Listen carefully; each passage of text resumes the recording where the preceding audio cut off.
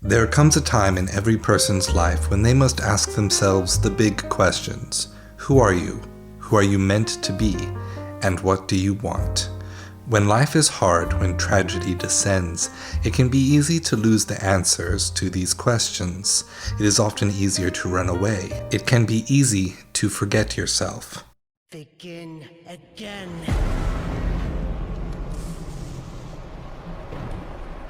Royal Highness, ladies and gentlemen, and entertainment. How many times will one dissenter die before accepting their fate? The curtain draws as stage lights draw our attention to a theater of thousands gazing down. To a lone warrior struggling desperately against a massive dragon, the audience, reminiscent of the infinite pantheon of bodhisattvas, I ask you once more, how many times will one fool die? more specifically, they take on the appearance of the bodhisattva Jizo Bolsatsu, guardian deity of departed children and lost travelers.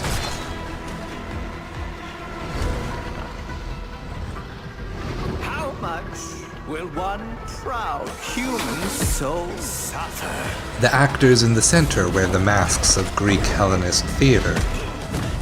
Before bending a knee to the greatness of their eternal king. Yet the roles are twisted. The protagonist and the choir are silent. Citizens of Duviri, it is a well-known fact to each and every one of us, yes, that the unbent knee must be broken. While only a single ringleader and the sole member of the audience lead the story, Dominus Thrax stands poised to gloat over our fallen hero. Yet the broken puppet rises, focuses, as a stream of ki, of breath, of void energy flows through them, as it flows also into the Warframes. Wake up, Drifter. Rise, resist, and reclaim what you have lost.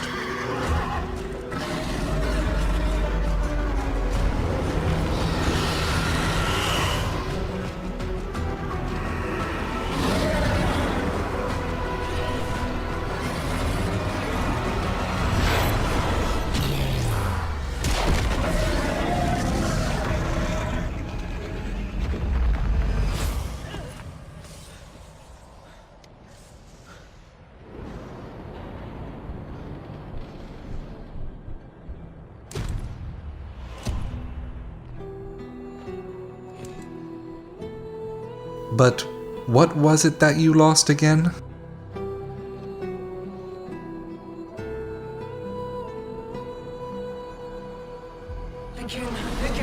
The Drifter is caught in an endless spiral of life, suffering, and death, a samsara within the void. Ever get that feeling you're stuck? Spinning inside your little wheel, only to find you're right back where you started.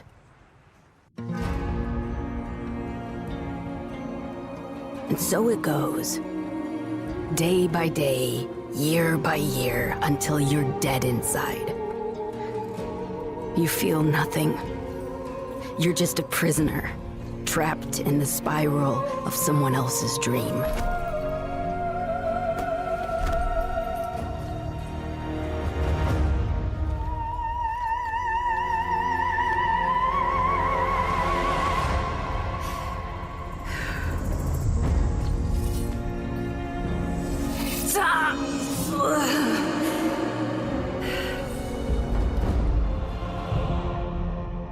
Begin again.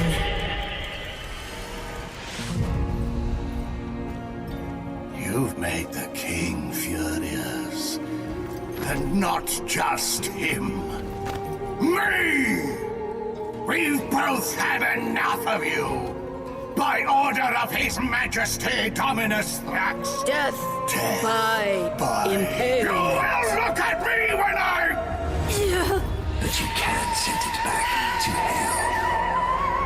We hear the voice of Ballas during the start of the new war, until a sudden realization from beyond the spiral. Impaled, yet we do not die. Aha! Even better! Death by meteor! The hand of the lotus, like the deus ex machina of the stage, like the Buddhist symbol for truth, the pure white lotus blooming from dark ponds, offers us a way out of this story. At this moment, worlds collide.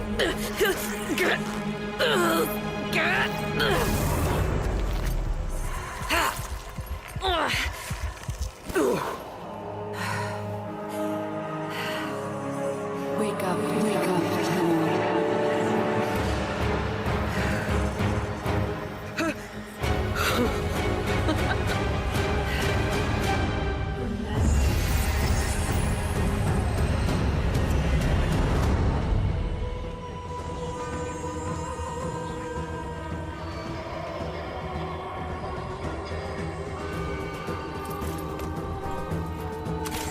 Why not?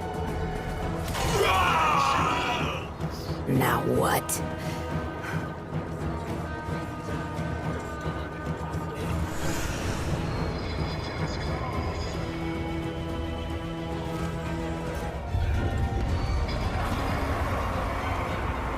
Maybe this will help you relax.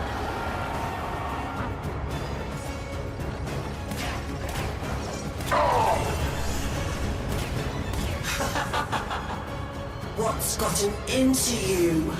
Where's that apathy I've come to love? Dominus Thrax begins to mock the Drifter. Sarcasm, apathy, uncaring disengagement was how the Drifter coped before, but this is a new lease on life. As we flee, the accusations of the Thrax guards are strange. They shout accusatory improviser rather than traitor. They exclaim unscripted rather than of the prisoner's escape. The actors are being forced to ad-lib their roles. What's gotten into you, Drifter? You seem a little emotional. Before we can dwell on this, however, our escape is blocked by a void dragon, which the player may have seen in various places throughout the system that linger near the void.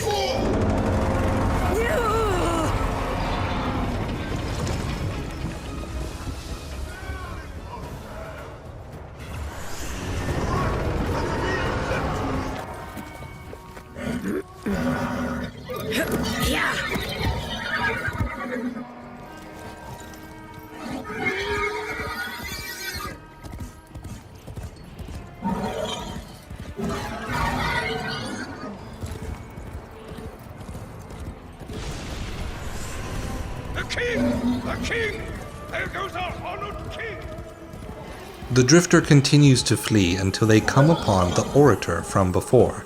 The laughs of the live studio audience take glib pleasure from our earnestness and our ignorance.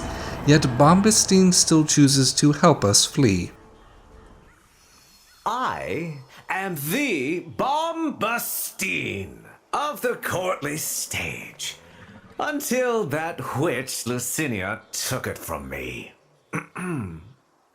A fancy new hand, sire. Lucky you. I don't belong here. Shit. I don't even know why I'm talking to you. You're just some Thrax plaything, right? Too true. Not like you. No matter how much work I put in. I'm just looking for a way out of here. A way out? When all of us are obliged to stay? Where? Yonder. Points us toward a way out. Points us toward the way out. Don't get in my way. Ah, the audience loves you. Of course they would. Yet what we find is merely a table in a field. The table transports us to a hall which the player would know as part of the derelict Zeramin on the edge of the void. What the hell? A statue of Albrecht Entrati, father of void technology, suspended by the twisting growths of a nascent void angel. As we approach the center of the room, we are approached by a young mirror of ourselves, the Tenno child.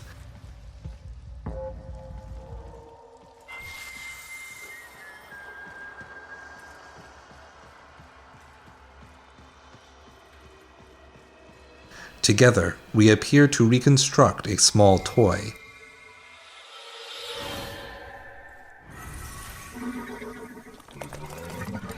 For the person who has everything, a little something extra. Be on your way. That oarworm is hunting, and it has your scent. Though you could buy some time if you fed it with Cinia first. I've never seen you get this far. Sad, isn't it? Though, not like you can feel a thing. Back to Duviri once more. Here, Dominus seems not merely to chide us, but claims that we are, in fact, incapable of emotion. Like Sung Wukong jumping into the Buddha's palm in Journey to the West, we jump into the hand of Thrax.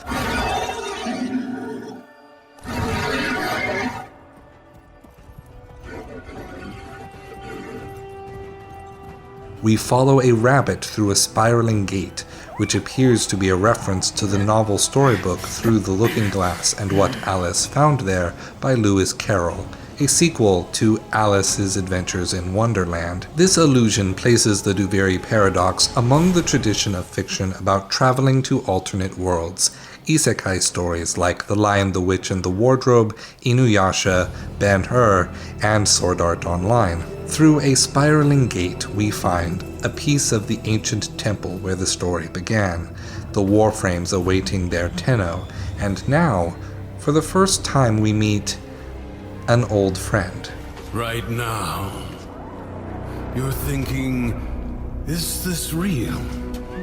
Or some fevered dream? Older than the player remembers when we lost him in the New War, Teshin Dax now guides the Drifter to wake from the dream and discover their true self. I'm wondering why the hell this all feels so damn familiar.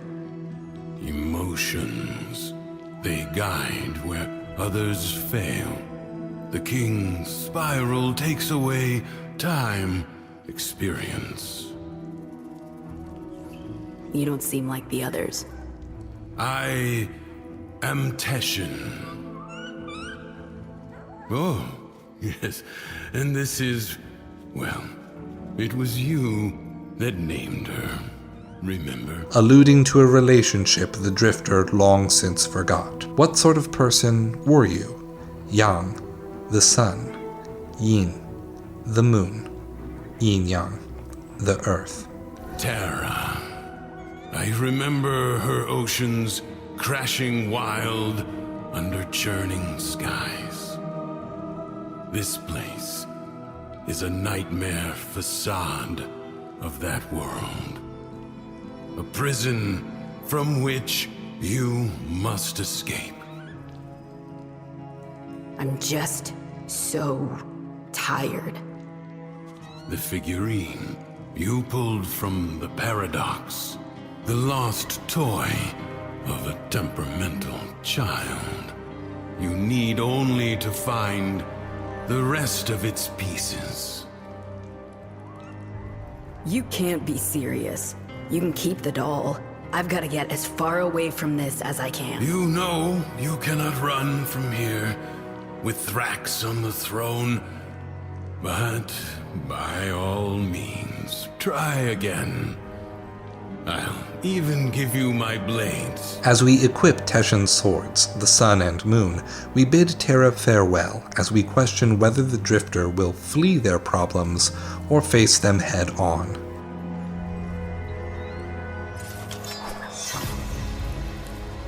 Until the next spiral, then.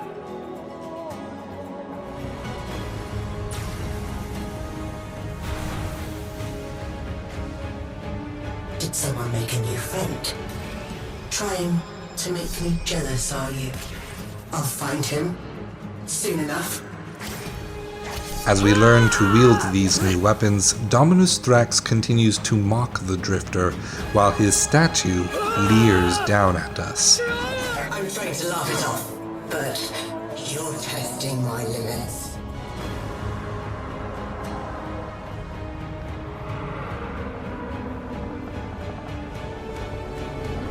Didn't I warn you?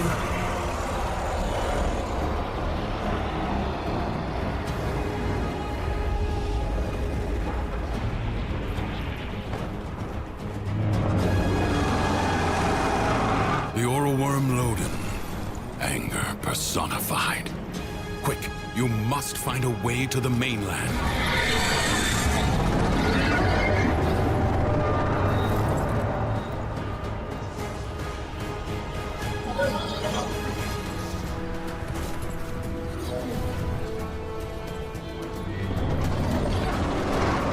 Impressive. If you are done gallivanting across the skies, might I suggest finding shelter on the mainland before Loden's wrath is turned upon you?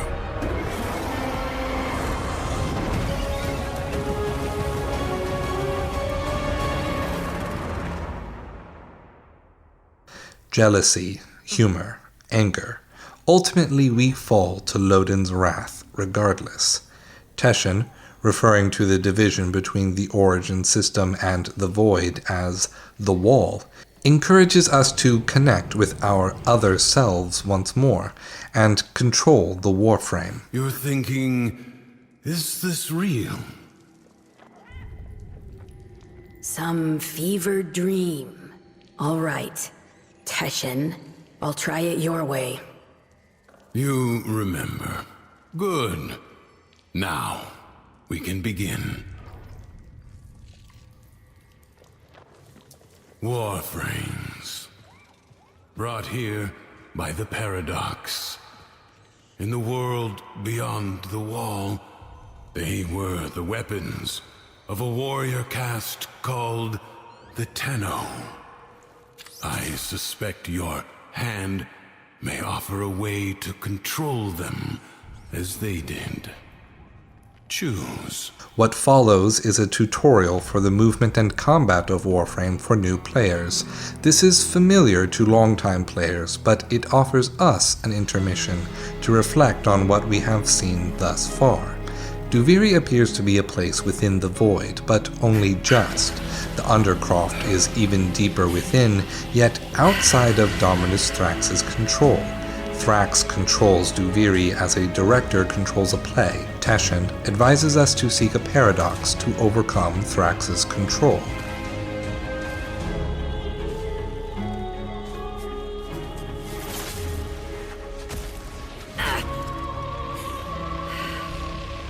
Relax. Let your mind adjust to the dissociation. The word paradox, as it is colloquially understood, is merely a self-contradicting statement, something that cannot be true while taken at face value, yet its root words in Greek suggest another understanding, para meaning distinct from, and doxa meaning opinion, suggests that a paradox is that which is distinct from opinion. It is an idea that must be fact, must be the truth. The word paradox, itself a paradox, is a truth born out of contradicting ideas, light and dark, system and void, being and nothingness, dualism and monism, yin and yang.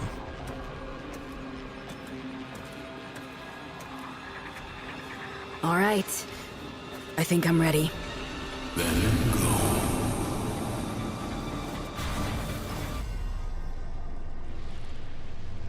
The King's reach is weaker here in the Undercroft. On the surface, I suspect this Warframe would be a liability, attracting his every worm. But here, you can roam free and revel in its power. So what am I doing here, Teshin? A joyride? You are seeking a paradox. You will need more than her hand and my blades to survive above. Here they come. The question remains, can the Drifter, and we alongside them, solve the Duviri Paradox? Yes, a paradox. You must find it. You're no Tenno, but I have seen worse. Sure. You want to tell me what's so special about these Tenno? This ain't so hard. From the other side, they command the selfsame powers of void that make the walls of our prison. I suspect the paradox is their attempt to help us.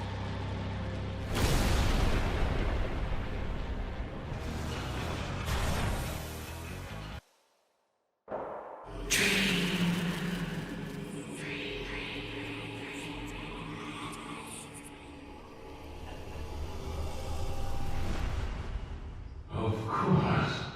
I didn't trust her. Why not?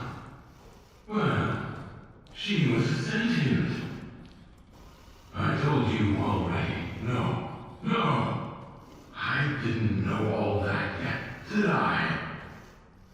We believed as the Origin had us do. We overhear Teshin reflecting on his time in the Origin system, his newer memories spun up with his past. He reflects on this history with his pet Terra, reflects now on the hate he once held at the direction of the Origin. It was war, after all. It defined us. We were made to hate without reflection. No vacations. I suppose Saturn, maybe? I've always wanted to see the rings up close. Oh, feeling better? That Warframe took a greater toll on you than I expected. Who were you talking to? If you are recovered, we must begin at once to seek the other pieces of Thrax's figurine. I expect they will manifest the same as paradoxes on the surface. Gear up, look around, and tell me when you are ready. Teshin sends us back into the spiral to recover the rest of the Thrax doll. All his horses, all his men.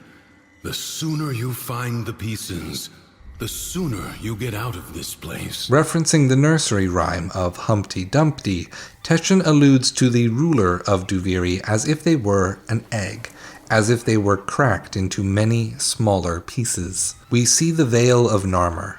We reminisce with Teshin about when he will fall into Duviri. We anticipate what it was like when the Zerman attempted the jump to Tau. How'd you end up here anyway? Through the eye of a storm. I'm not sure if I was dead or alive at the time. You? Nah, it's been too long for me. Maybe I was on that ship, or maybe the same way you did. The Drifter now is not yet the Drifter in the New War. The Teshin now is far older than his death at the hands of Era. Time in Duviri, it seems, follows its own pace. It feels the timeline of the Origin system, but only as they pass into Duviri from Void Rifts. Thrax will reset the spiral the moment he senses a Warframe on the surface. We will save that for the Undercroft. This should at least give you a fighting chance against his false Dax. We learn that the Dax under Thrax's command are indeed false Dax. But what kind of falsehood? He's in a mood. See for yourself. When we return to the spiral, we find Duviri dominated now by a single emotion. Thus, a new play is performed to tell their story. Teshin directly calls the Prince of Fire but a single fable from a book called The Tales of Duviri. You have anger, Thrax, and because he is a creature of emotion, his world follows. From the Duviri Tales, the Prince of Fire. Be wary.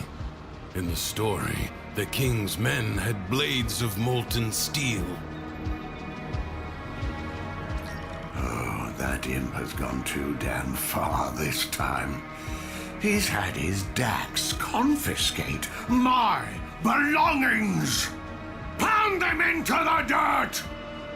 And get my goods back. Lodin belittles Thrax as a leader and asks us to assist in usurping the throne. Now, the voice of an omniscient narrator joins the scene. The storybook reveals its prose to us, page by page. That is not yours, you putrid dimwit. The most petty and trivial things could spark Lodin's anger, but the flames quickly rose. The imp allows chaos to brood under his very nose. If I had my way, I'd have all those Undercroft portals bricked up! Get in there and find out what's wrong this time. The longer you can keep this Undercroft manifestation active, the greater the gains for the other side.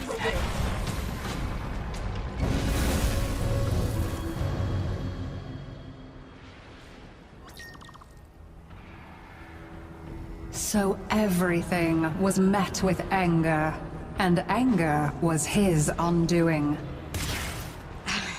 Well, if I'm devoured today, my children will inherit a clean house. The imp thinks he can send his clanking cretins to haul me away.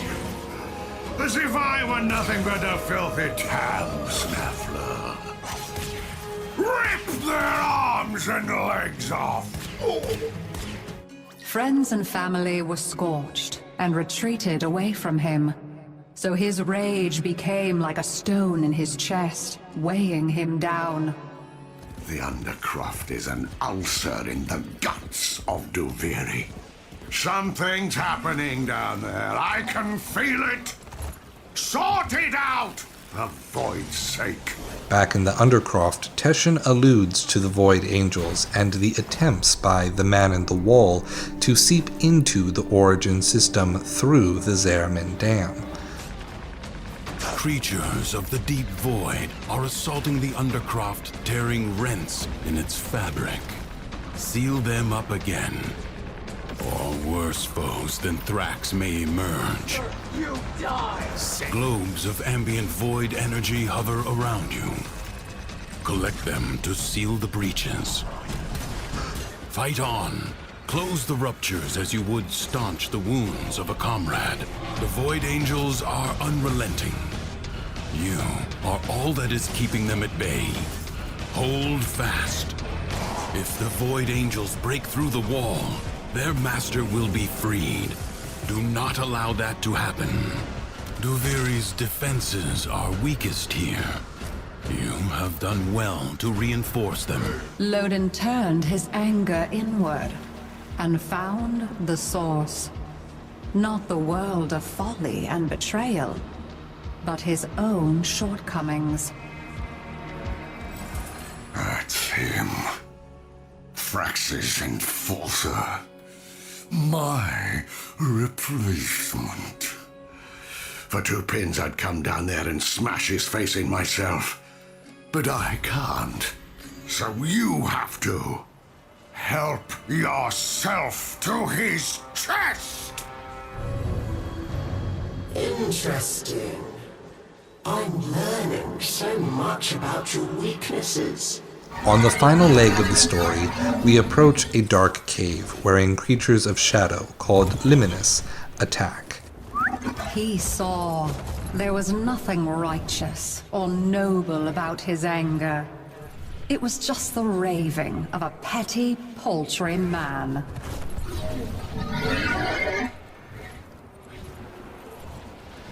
That gormless child in the palace is letting his night terrors run free, while Diddum slurps his cup of warm milk. Show them what a real nightmare looks like. Their namesake is one part liminal, from Latin's limen, meaning on the other side, and liminalis, meaning threshold or beginning, as well as one part luminous, an English word which combines the Latin and Old French words for light. The luminous are thus creatures between light and shadow, on the threshold of void and reality. Life is both unkind and unpredictable. But it would be worse if it were unkind and predictable. Lodin alludes to the Liminus as the childish night terrors of Dominus Thrax. The Liminus are their Jungian shadows. They are having a tantrum, the darkest parts of him that lash out when the superego of ruler no longer controls his actions. For now, the more important takeaway is to solidly say that the Courtiers perceive Dominus Thrax not as an elder, but as a young child. I was the rightful heir, but the boy was chosen. Why is this always happening to me? What is wrong with me? Am I not good enough for all of you?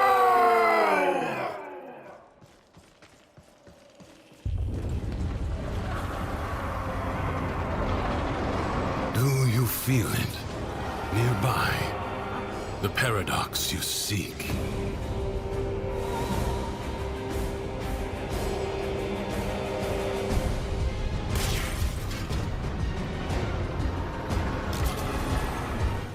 Good.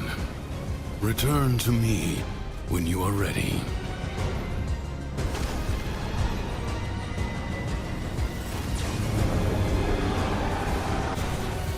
When we complete the Prince of Fire, we see a flashback to the Zeramin 10-0. The Drifter muses on the origins of anger. We see the shadow of a child becoming angry.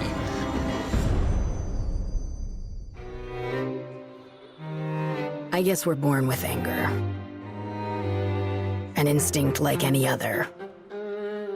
Like squinting at the sun or flinching from a burn. But some of us, maybe we learn it.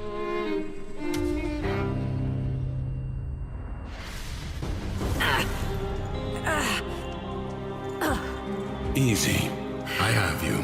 Don't! The Drifter concludes on the idea that some anger is taught to us, that we are sometimes told what sort of things to be angry at, and carry that hatred as we grow up. Back in Teshin's cave, Teshin offers support through a hand on the shoulder, but the Drifter, for the first time, actually expresses anger as they reject his help. The anger from the flashback isn't Lodin. It was someone else's memories of anger. You saw that ship in the sky? The Zeramin? Our child king must be one of those who was abandoned there. A Tenno. Teshin suggests to us that Dominus Thrax must be one of the children from the Zeramin. Thrax is a Tenno. You said the Tenno are trying to help me. This paradox stuff? Now you're saying Thrax is one of them? He doesn't seem too helpful. The history I know. That Zeramin ship returned from the void, bringing with it the extraordinary power the Tenno command. But here is a different path, I suppose. A difference in parallel. A paradox in itself. The world above changes every day following what Thrax feels. Ready yourself, for the next day and consider what you have learned. Just like a Tenno child is helping the Drifter control the Warframe, the Drifter is right to be suspicious of whether the Tenno are truly helpful if their enemy is one of them. How can someone be both enemy and friend? As the spiral resets, we enter a new story, the Harbinger of Joy.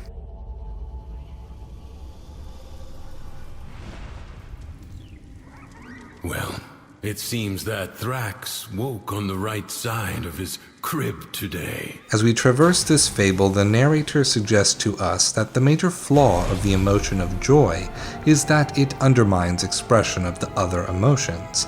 Anger was the first emotion we experienced, an easy boogeyman to tie emotional experience to violence.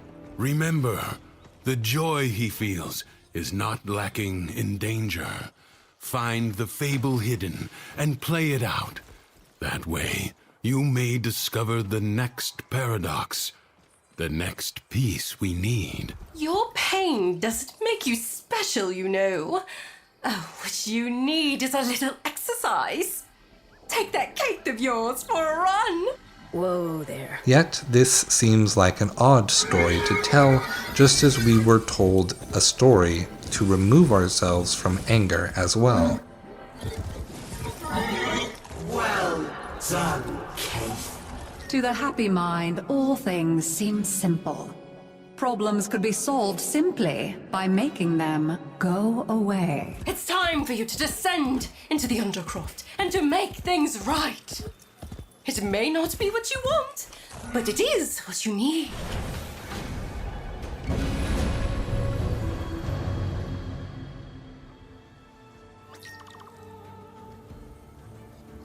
Mathila did not understand that you cannot bring happiness to the world by making unhappiness a crime. Look, Tam's running wild. They'd be happier in the safety of a pen, and in their hearts they know it. So you can round them up with a clear conscience. As we heard the Tams, Mathila justifies the activity with a philosophical assertion that being happy is more valuable than being free. That some kinds of things may be happier once confined. This calls to mind Aristotle's concept of a slave by nature from Aristotle's treatise titled Politics. Surely I do not need to convince anyone in my comments section that freedom is preferable to slavery, and I will happily delete any comment that argues the opposite. I doubt such a person is eager to hop in line to be enslaved themselves. Rather, let us focus on what such an idea gives to Duviri. It creates a reason by which to enforce the status quo, to maintain the rule of Dominus Thrax, and in turn, prevent any change from coming to Duviri. Congratulations, Drifter. Finally, you have found creatures who look up to you. If she doubted, she hid it. Her failures merely made her more determined to succeed. The Undercroft is a source of unbridled negativity. We are about joy, and nothing but joy. So your path is clear, isn't it?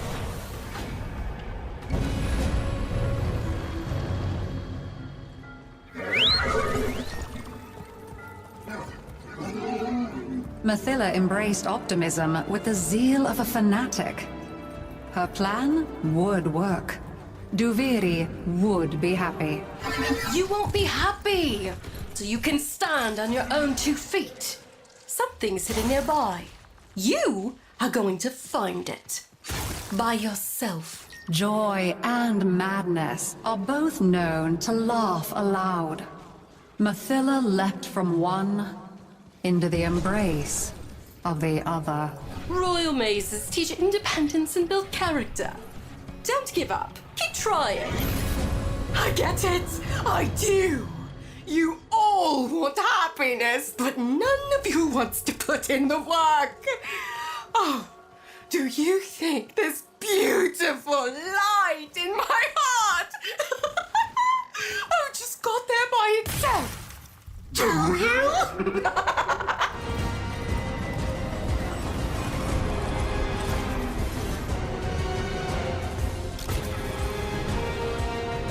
You found it. Good. So tell me, did Mathilla's joy wear off on you? I hope you're kidding. You think I'm not paying attention? You think I don't know what you're up to? My ducks are searching.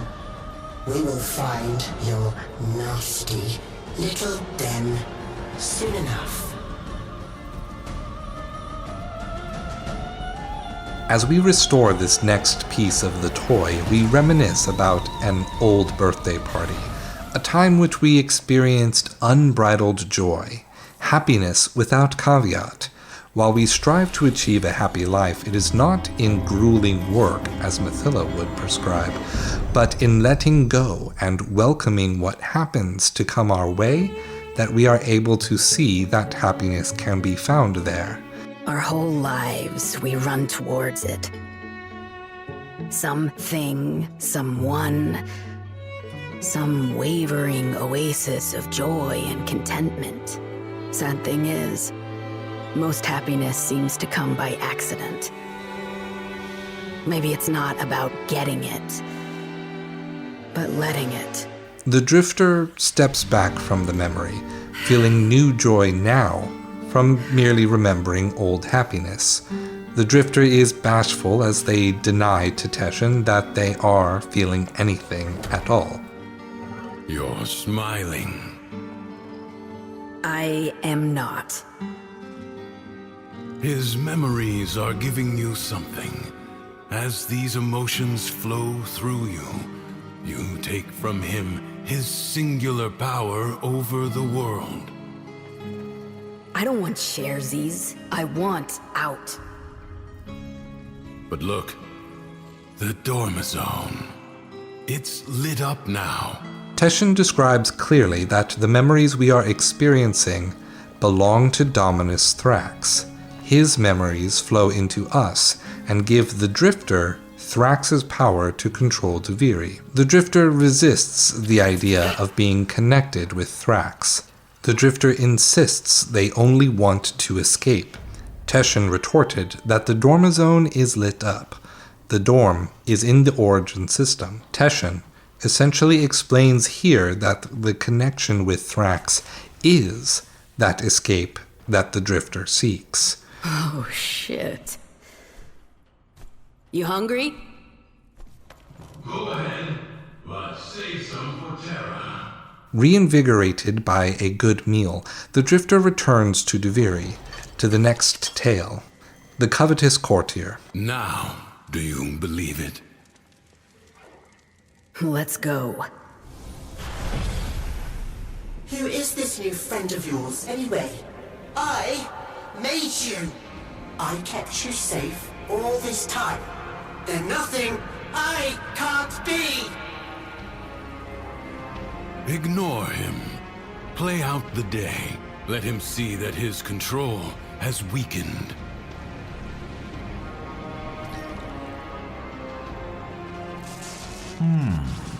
Cunning devices like this feed Duviri with power, just so those witless peasants can piss it away. It's wasted on them. Recalibrate it in my favor. As we enter, Dominus Thrax claims to be our creator, and he expresses his jealousy of our new mentorship with Teshin. Teshin instructs us to ignore him. We proceed with helping Bombastine take away the resources of Duviri's peasantry to line his own coffers. Oh, Bombastine was admired, even loved. But others were loved more. And that was poison to him. I want what a man of my talent and worth rightly deserves.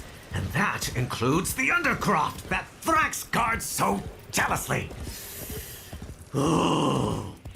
Off you pop. As the tale continues, it further and further places blame on Bombastine, on the feeling of envy for lacking in self-sufficiency.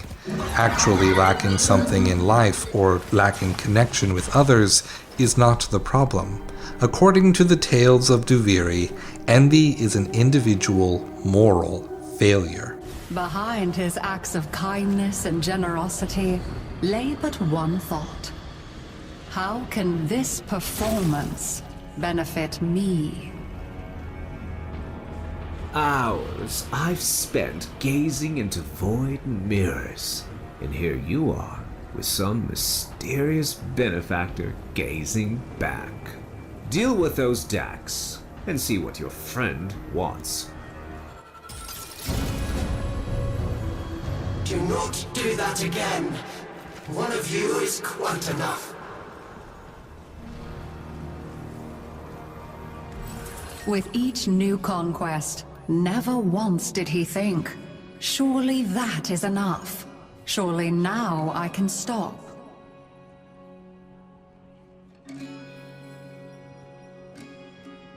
Thrax's power is rooted in the Undercroft. Pfft, without it, he's not that big of a deal.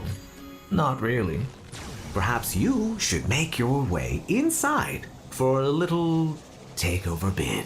If Bombastine could only have loved himself, he might not have yearned to become someone else.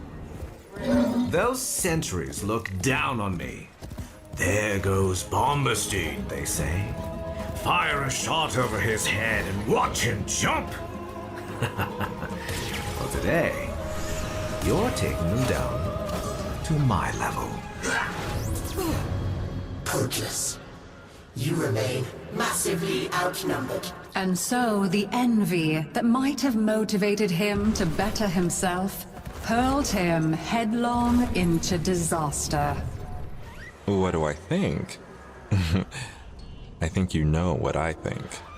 I've often wondered what power the otherworld spirits could offer a man like me. Nothing ventured, nothing gained.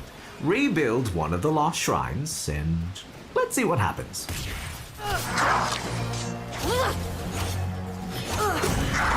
It's not fair! The things I did were supposed to break her, not make her his favorite. I was meant to be the one who was loved. Me! It's not fair! We end the tale by returning to Bombastine's amphitheater and retrieving one more piece of the doll.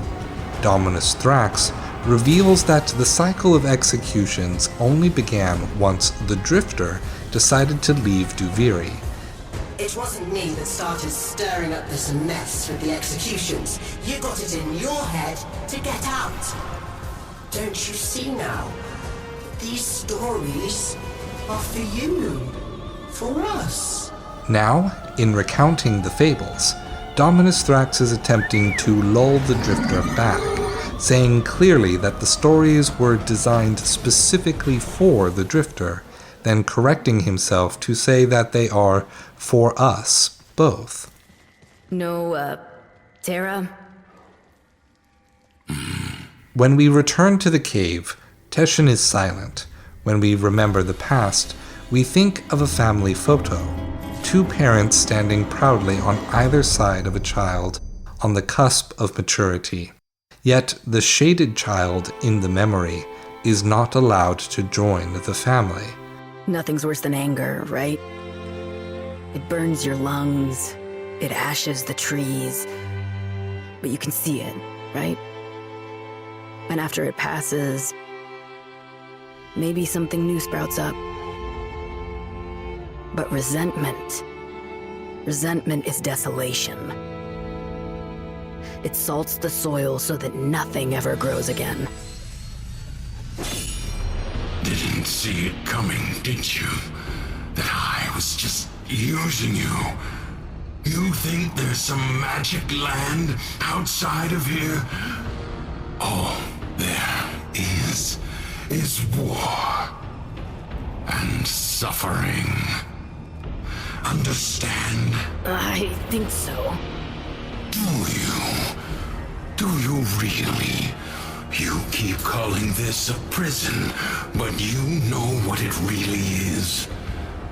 It's the only place in the entire universe that is actually safe. Yeah, clearly. You world to yourself. But you were bored, ungrateful. You had to bite the hand that feeds. Like Terra, huh? Like what?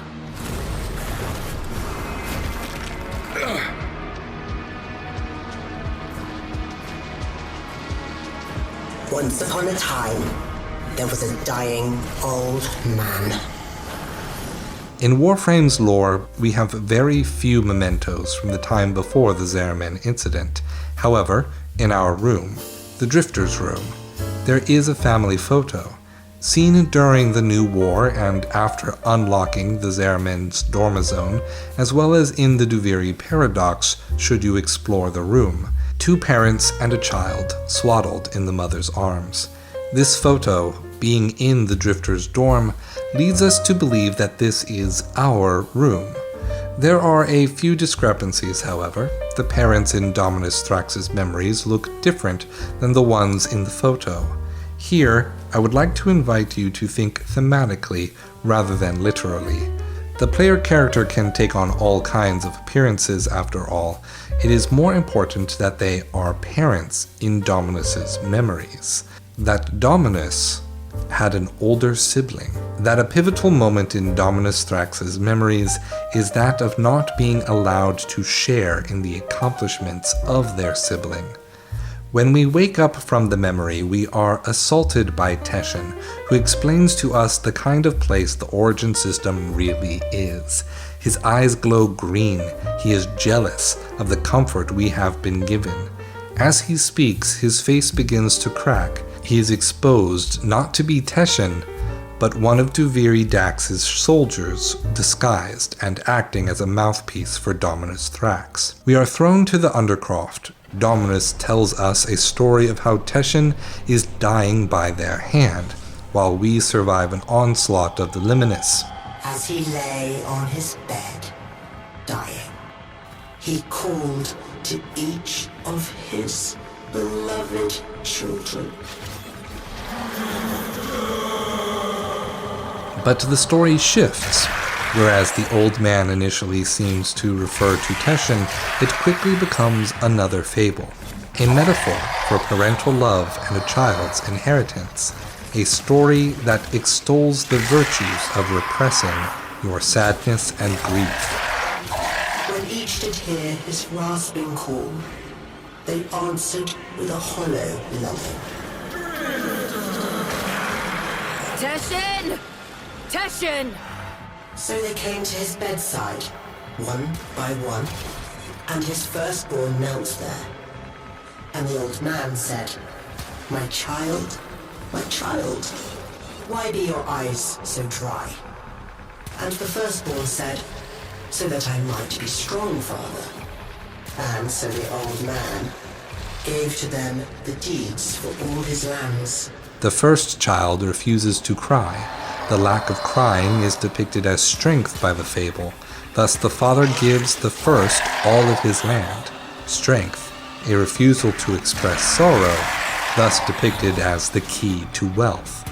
To his second-born he said again, my child, why be your eyes so dry?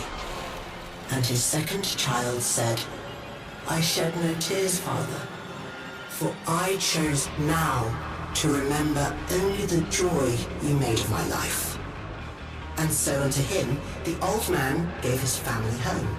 The second child refused to cry, cashing the idea of being happy with that of a choice, with the idea of strength. This child too is given property as a reward. And when his last child had entered, he said again, my child, you were my favorite of all. Why show you no feelings at all? And the last child said to him, I feel nothing, for it was I who has killed you. The third child refused to cry, but a twist, because this child was a murderer. What lesson is Dominus trying to recreate for us? If we take the fable on its face, it is instructing the audience that a lack of grief, but also a lack of empathy, is the key to success in one's goals. One can achieve their goals if only they are willing to sacrifice the ones they love. Where is he? Don't you worry. Justice comes swiftly in my kingdom. In telling this story, I believe that Dominus Thrax is conveying that he is finally done trying to convert us back to staying in Duviri with them.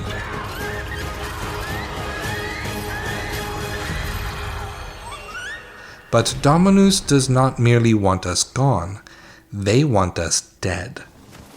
When we head back into Duviri to rescue Teshin, Dominus Thrax is being overwhelmed by his emotions, quickly switching between each. All Kates are banished by my decree. I've never seen you like this. So ready to fight. It makes me so happy. For both finally getting the attention from the drifter that they crave,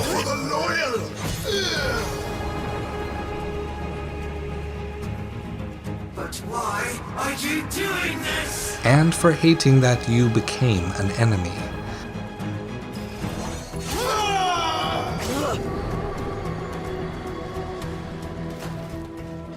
You never cared this much for me.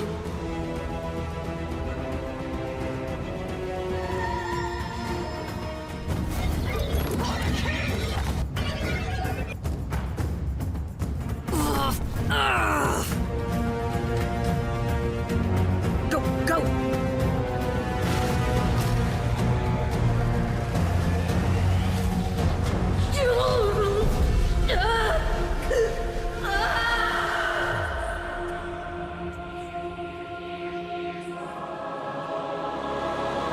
Wake up, Tenno. The voice of the Lotus calls to us, saves us from falling to our deaths.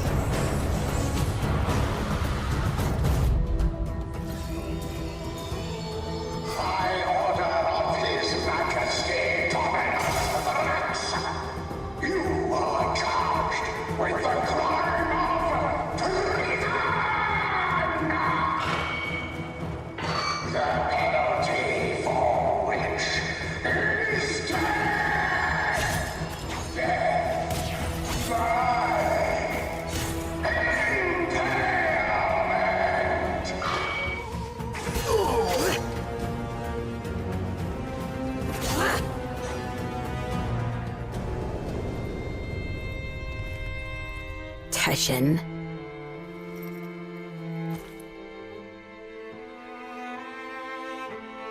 Take care, I will. Terra. You're me feeling now.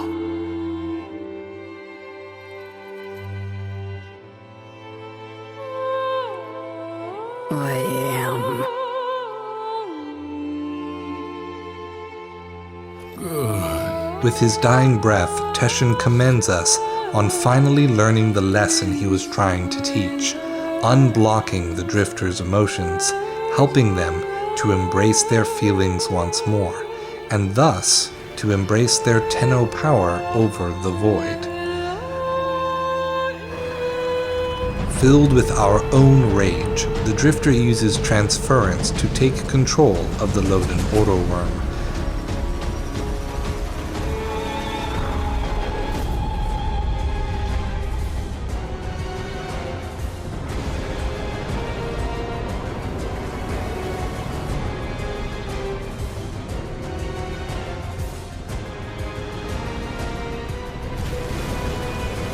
We defeat the Oro Worms of Mathila, Bombastine, Lucinia, and Sithel in combat.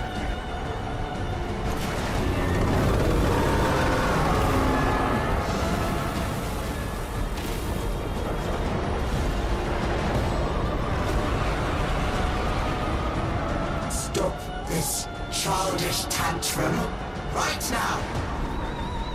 Do you understand? He's dead and he's gone, and he's not coming back.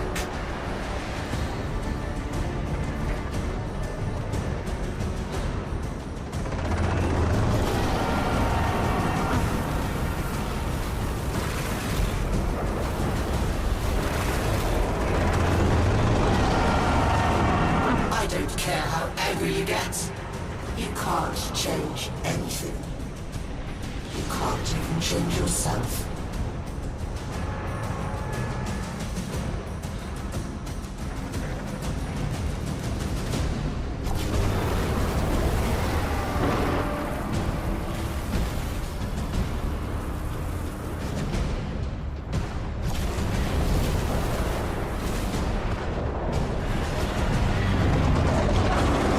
Jealous of my worms? You think stealing them will bring you back? Are you stupid?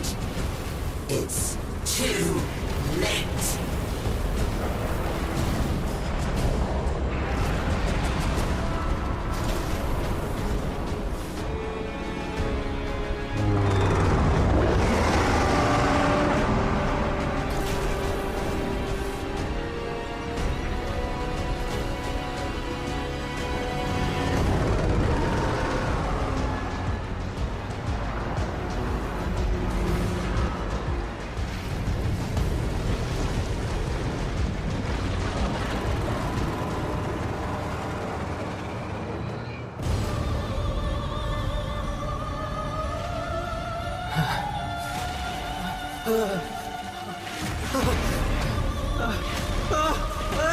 Dominus is thrown from his throne, dropping the final piece of the doll, the one bearing their own head.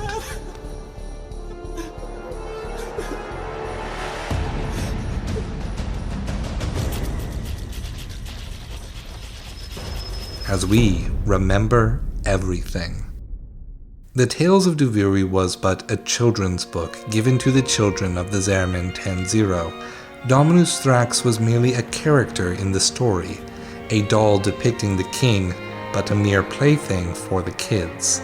Notably, in this flashback, the frightened child barricaded within the classroom does not use the same character model as the player character's Tenno operator, as previous story quests have done. This person was one Tenno who was left all alone as a void angel, servants of the man in the wall, reached toward them. This Tenno, unlike the operator, was alone during the Zermin 10-0 incident. Dominus, oh Dominus. This is Mine! Dominus Thrax reclaims his toy. Curse upon you. Suvatasa Shabra. The Drifter reverses time.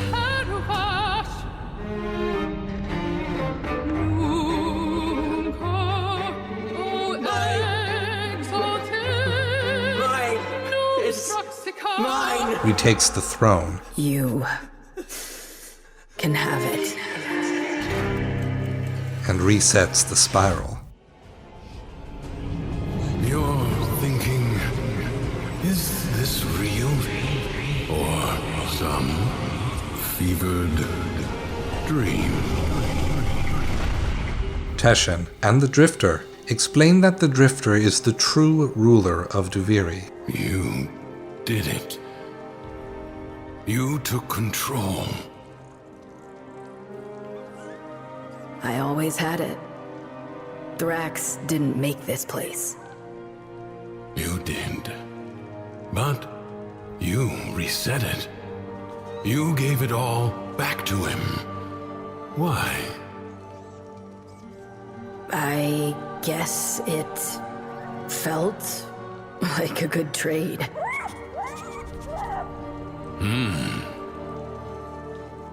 So, what's next? Those beyond the wall have helped you. You will need to repay that debt. But you've earned your freedom. A way through the paradox and out of the spiral.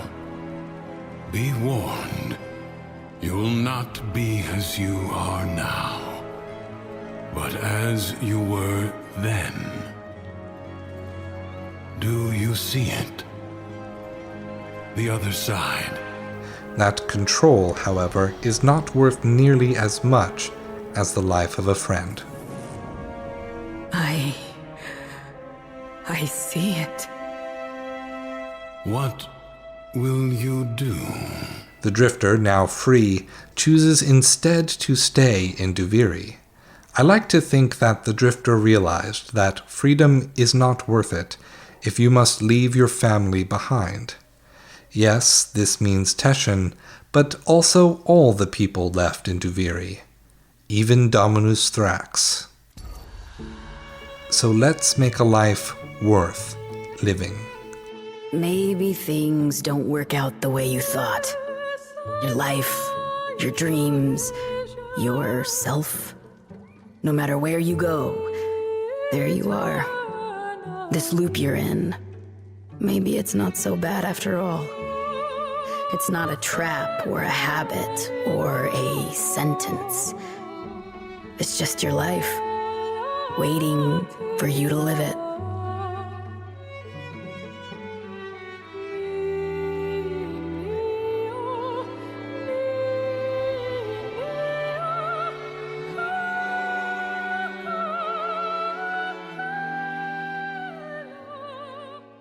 The Tales of Duviri Explained.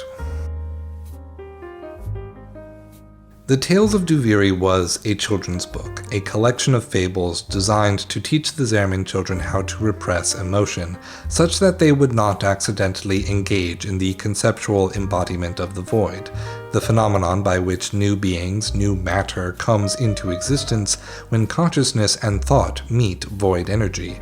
Yet the catastrophic failure of the jump to the Tau system would cause turmoil in anyone. The story and the resulting repressed emotions bought the children more time than the adults, which helps explain in part how the children survived being shipwrecked in the void.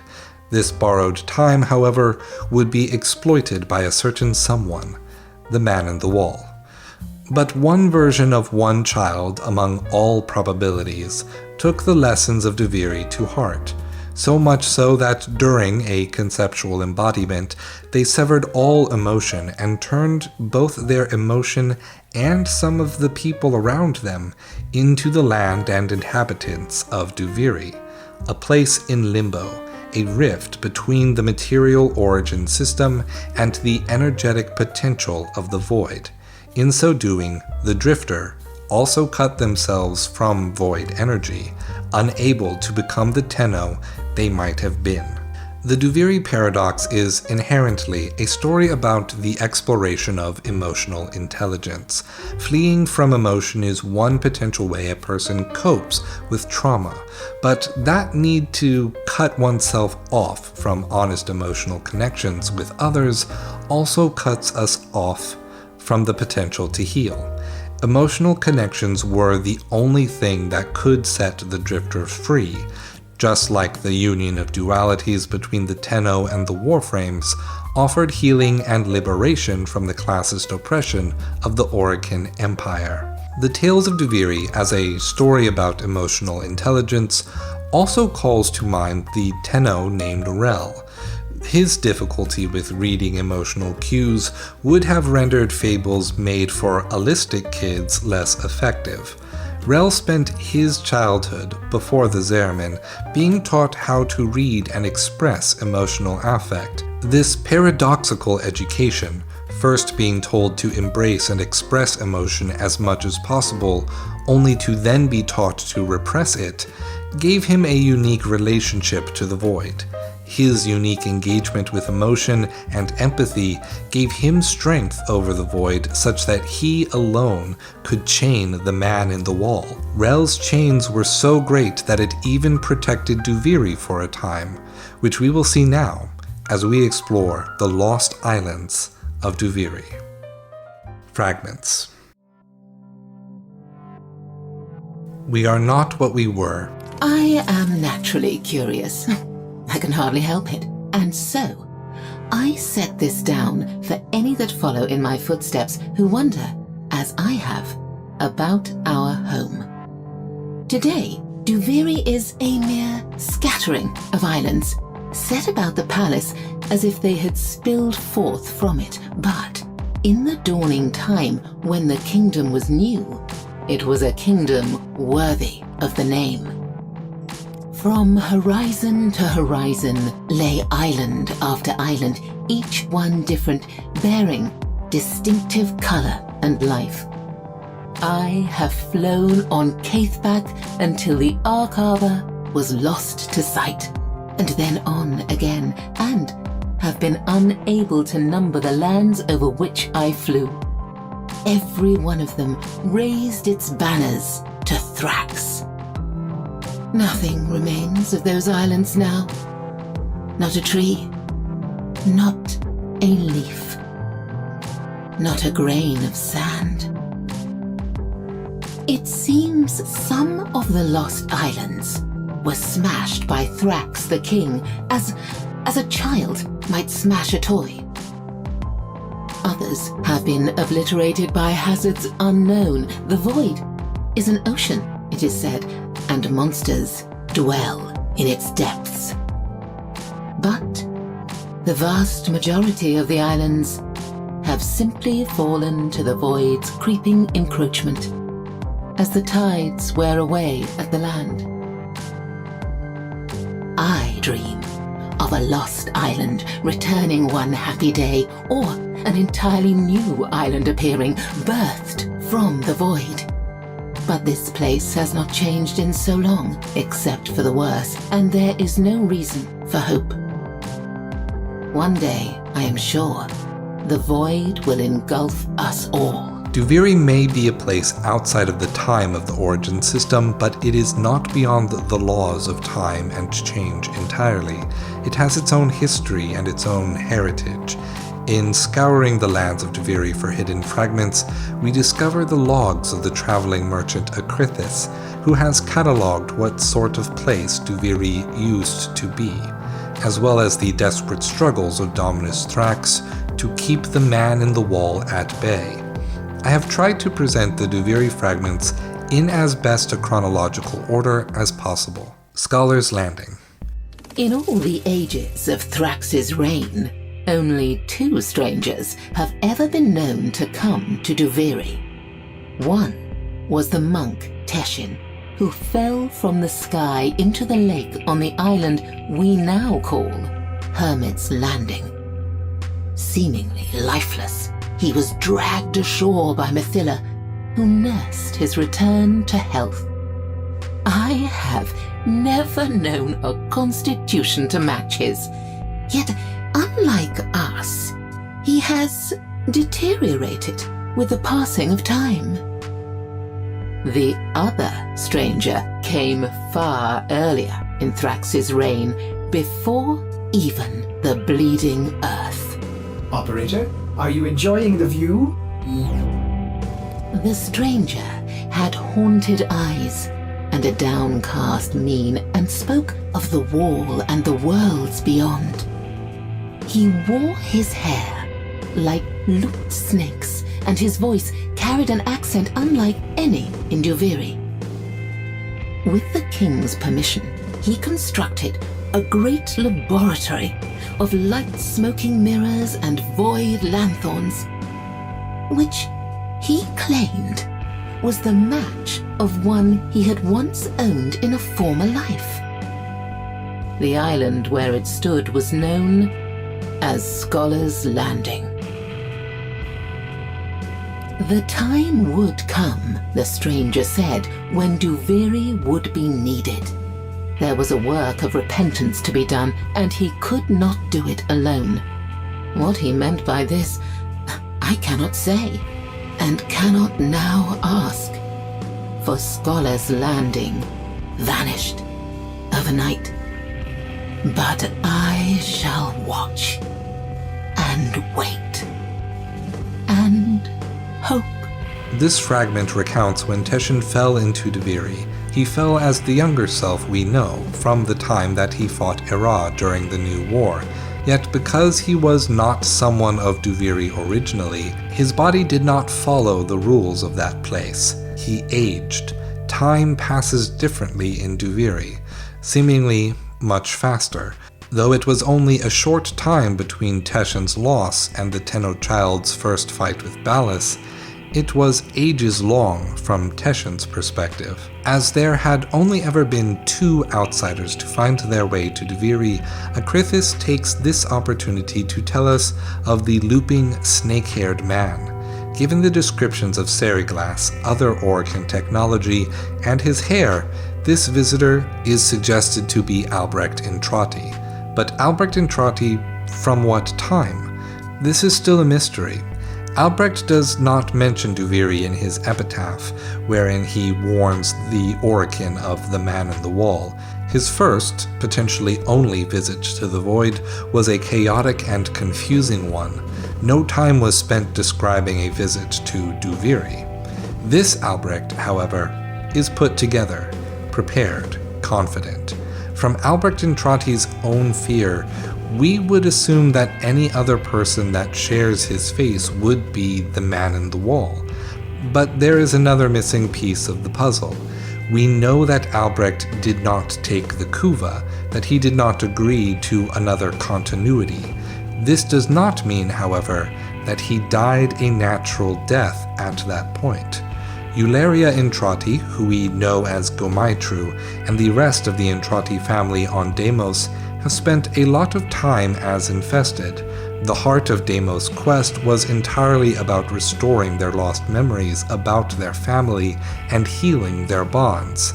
They are not exactly a reliable source of historical events, and they never speak about Albrecht at any length. Perhaps Acrithis knew a more prepared, more intentioned Albrecht Intrati, one who planned a one-way trip into the Void at the end of his life, to ensure that should he be a bridge to what he feared most, it would at least be returned to the Void with his own body.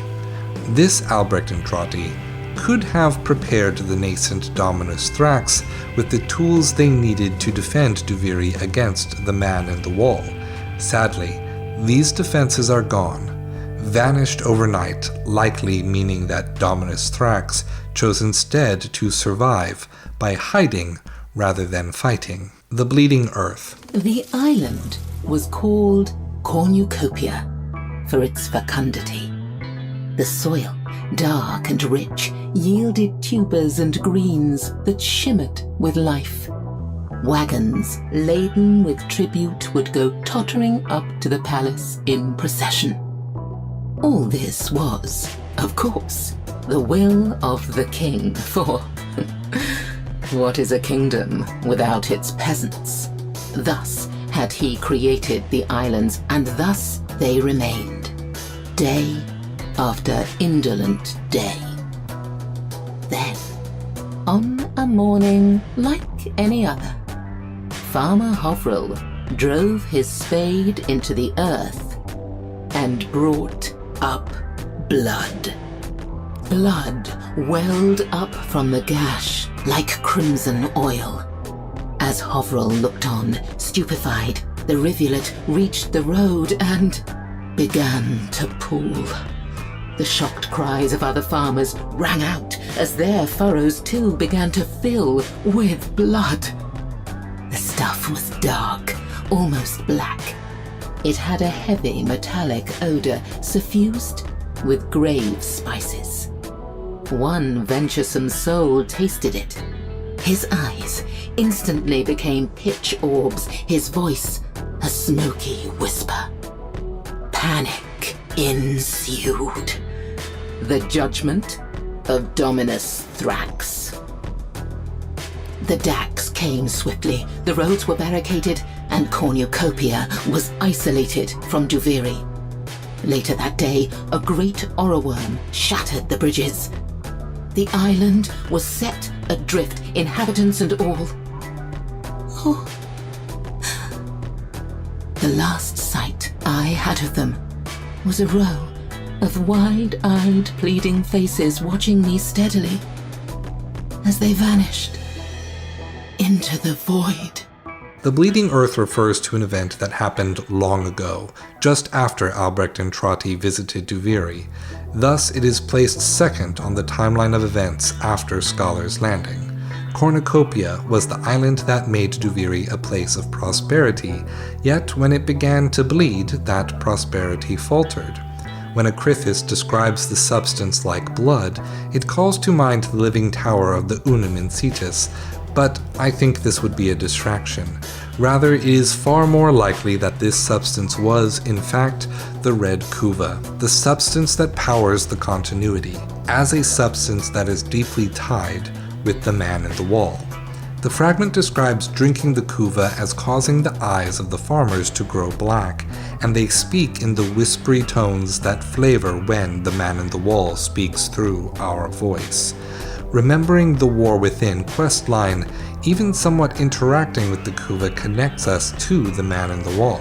Our operator's eyes turned black as he either chastises us for rejecting him or welcomes us if we drink the kuva. From the events of the New War, we suspect that our void powers come from the man in the wall. They might. Yet he also uses the sentient hand of the Lotus to create that moment.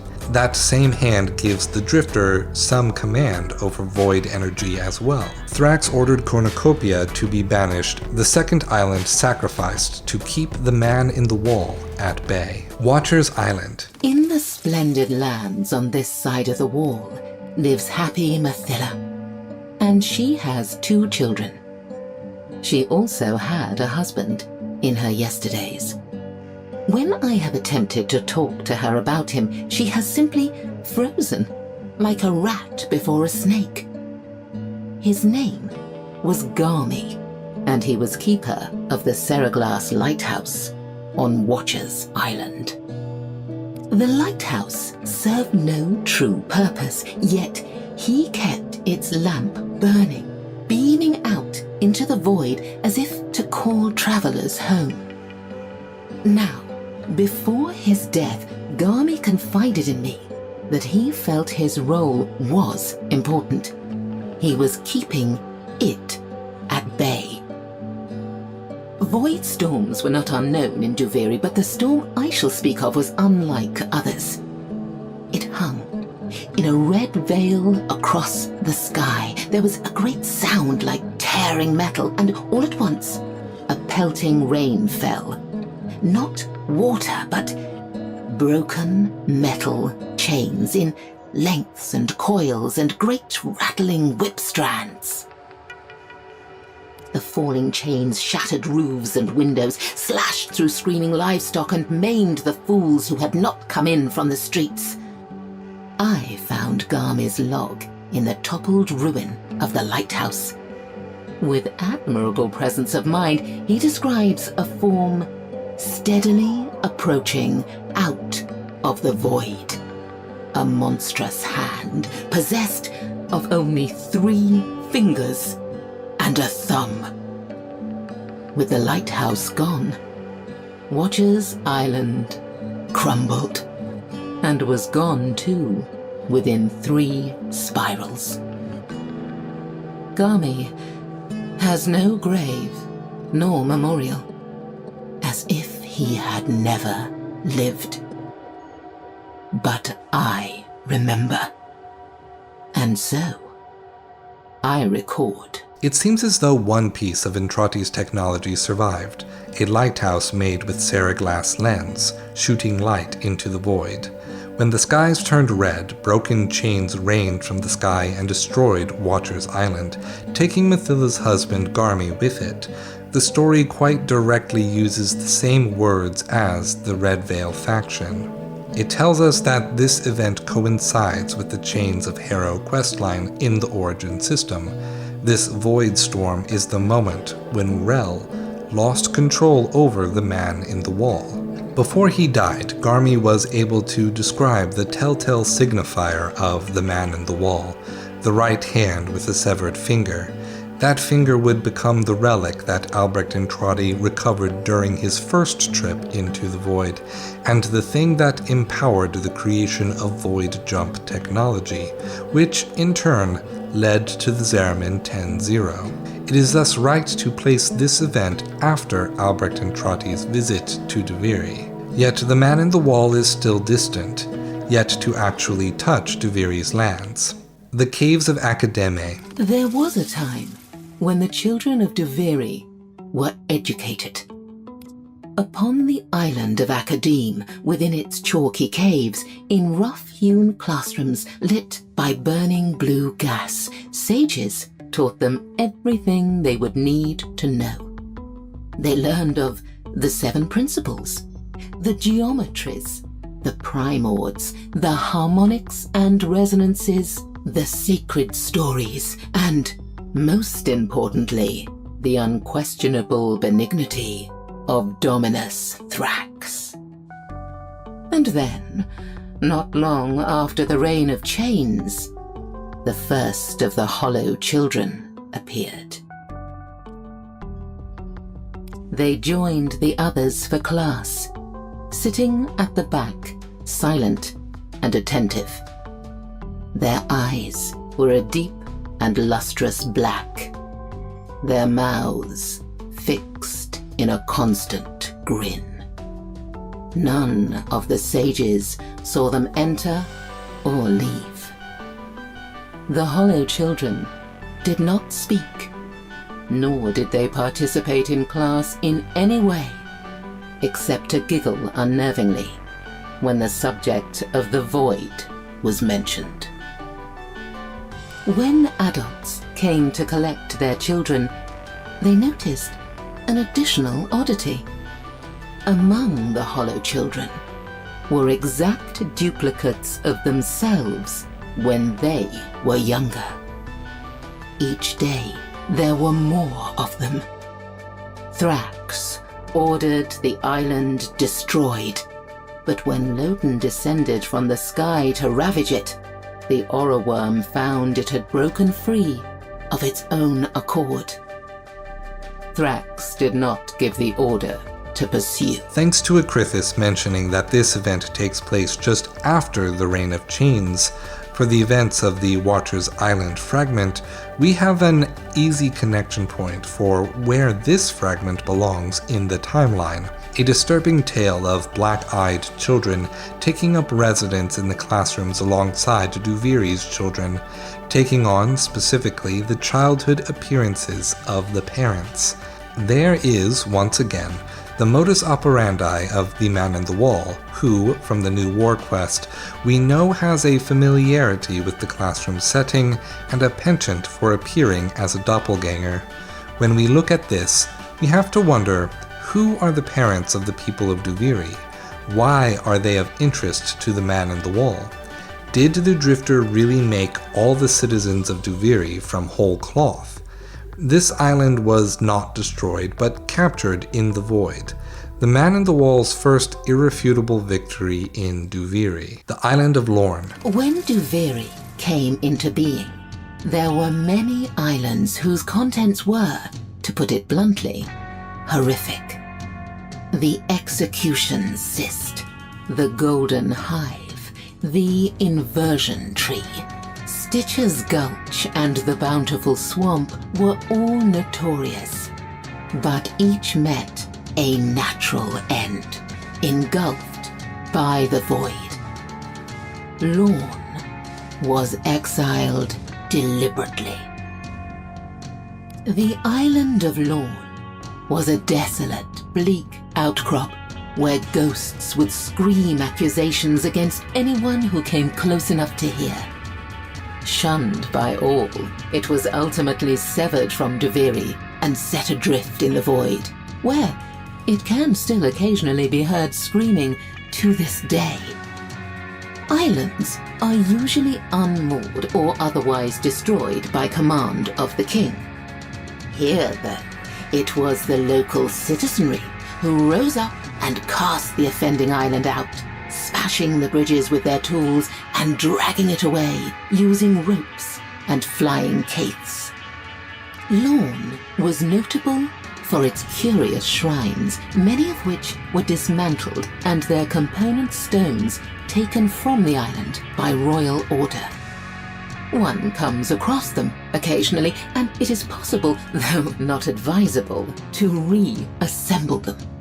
To do so risks a local outbreak of ghosts, an offense punishable by death should the Dax catch you at it. The various islands described in this fragment bring up imagery that is reminiscent of the infestation, cysts and hives. We currently do not know what sort of knowledge the average person aboard the Zerman would have had of the infestation, but perhaps these islands represent the child's nightmares of grim fairy tales that used the infestation as their boogeyman. There is currently no evidence that would suggest the infestation have a place in Duviri, but a more curious inclusion is the concept of Lorne's ghosts. We know that in the void, consciousness persists and that consciousness is able to create. If Duviri is truly isolated from the void and the origin system, then perhaps these ghosts are the consciousnesses of the people that passed away in Duviri, not by aging, but by one means or another. Lodin, in The Prince of Fire, does make mention that rebuilding one of the shrine stones that were collected from Lorne belonged to his grandmother. Sadly, we do not get to see these ghosts. When we rebuild the shrines, we are instead accosted by one of Thrax's centurions. Perhaps as the story of Duviri evolves, as it catches back up to the events of the New War, we will see more of these ghosts. Lake Varula. For Lake Varula to be lost and forgotten is a lasting bitterness to me. There was a time when it was Duviri's festival spot. On the anniversary of Thrax's coronation, the citizenry would build ceremonial floating islands. On these, they would drift, sing, play music, and light fragrant lanterns in honor of Thrax. Attracted by the music, the rainbow eels would rise from the lake bed, poke their iridescent heads above the water, and sing. Lucinia had a school of them that followed her across the lake and floundered on the shore when she disembarked, as if they yearned to remain with her. We could not know that down on the lake bed a portal to the Undercroft had formed. Predatory creatures writhed in. They were golden, slender, with massive fanged bivalve maws. And they were ravenous. They devoured the rainbow eels, and then they devoured each other until only a handful were left. Lake Varula had no more magic after that. Thrax ordered the lake drained, but the golden moors merely burrowed into Duviri's crust, where to this day they can sometimes be found plundering our pools. What is notable about Lake Varula is two things. First, that Duviri once had a culture, annual celebrations that broke up the monotony of repeating cycles. Perhaps this was even a time when such cycles did not exist. Perhaps a time when Thrax did not feel a need to repeat the play of punishing the Drifter for trying to leave. There is only one connection point between this event and the origin system, which is the appearance of the Golden Maws. In Duviri, this becomes our fishing minigame. Every open-world expansion of Warframe needs a fishing minigame after all. The Drifter is able to control the Golden Maw using transference. I would speculate that this event occurs as a result of the War Within, when the Tenno took control of a Golden Maw whilst remembering the events of the Zerman 10-0. Through some kind of timey-wimey eternalism explanation, this could have created a connection between the beasts and the Drifter, allowing the creatures into Duviri. Dominus Thrax may have severed the island as a precaution after draining the lake failed. While not evidence of Wally, it is at least evidence that the barrier between Duviri, the Void, and the Origin system is weakening. Manipura Island. The island of Manipura was Duviri's vineyard. The Calaventi merchant sisterhood had villas there. Their tenant farmers raised succulent grapes to be turned into wine, which was taken as a tribute to be shared among the Dax. Tribute Day was a great celebration in the Dax barracks, as the veiled Yaskotai would pour bowl after bowl of wine. Comrades would show old wounds and tell tall tales of how they were come by, and old songs would be sung late into the night. The Calaventi were proud.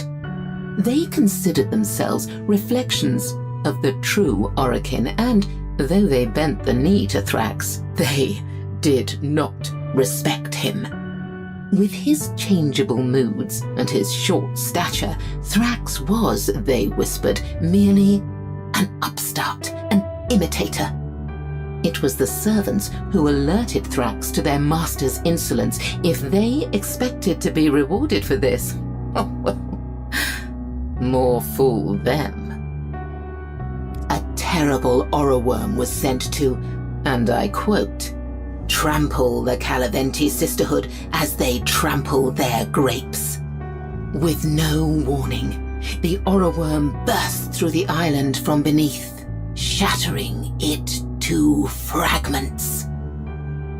If the Dax of Duviri resent the loss of their wine tribute, they know better than to speak of it. The most interesting thing to be gleaned from this fragment is the Calaventi's self-perception. Acrithis describes that as seeing themselves as the true heirs of the Orokin, and therefore the true rulers of Duviri, as a merchant class, a nouveau riche class, as capitalists. They saw themselves as the new royalty, aristocrats that would soon replace Dominus Thrax. If the people of Duviri are able to remember the Orokin, what else do the citizens remember of the world before? Were only the Calaventi gifted with this insight? Sadly, peasant loyalty to a royalist only resulted in their own death, a reminder that the abuses of power from political upper classes are multi-layered. The Doll Mausoleum. The Necropolis Island was once one of the largest in Duviri and the strangest. It appeared to be a sprawling burial ground littered with gravestones, wooden crosses, sarcophagi, and ornate tombs. But those who broke into these places found that there were no bodies to loot. Not a cadaver. Not a skull. Not even a tooth.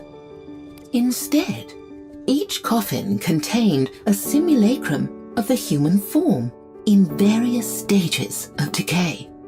Entire skeletons carved out of wood.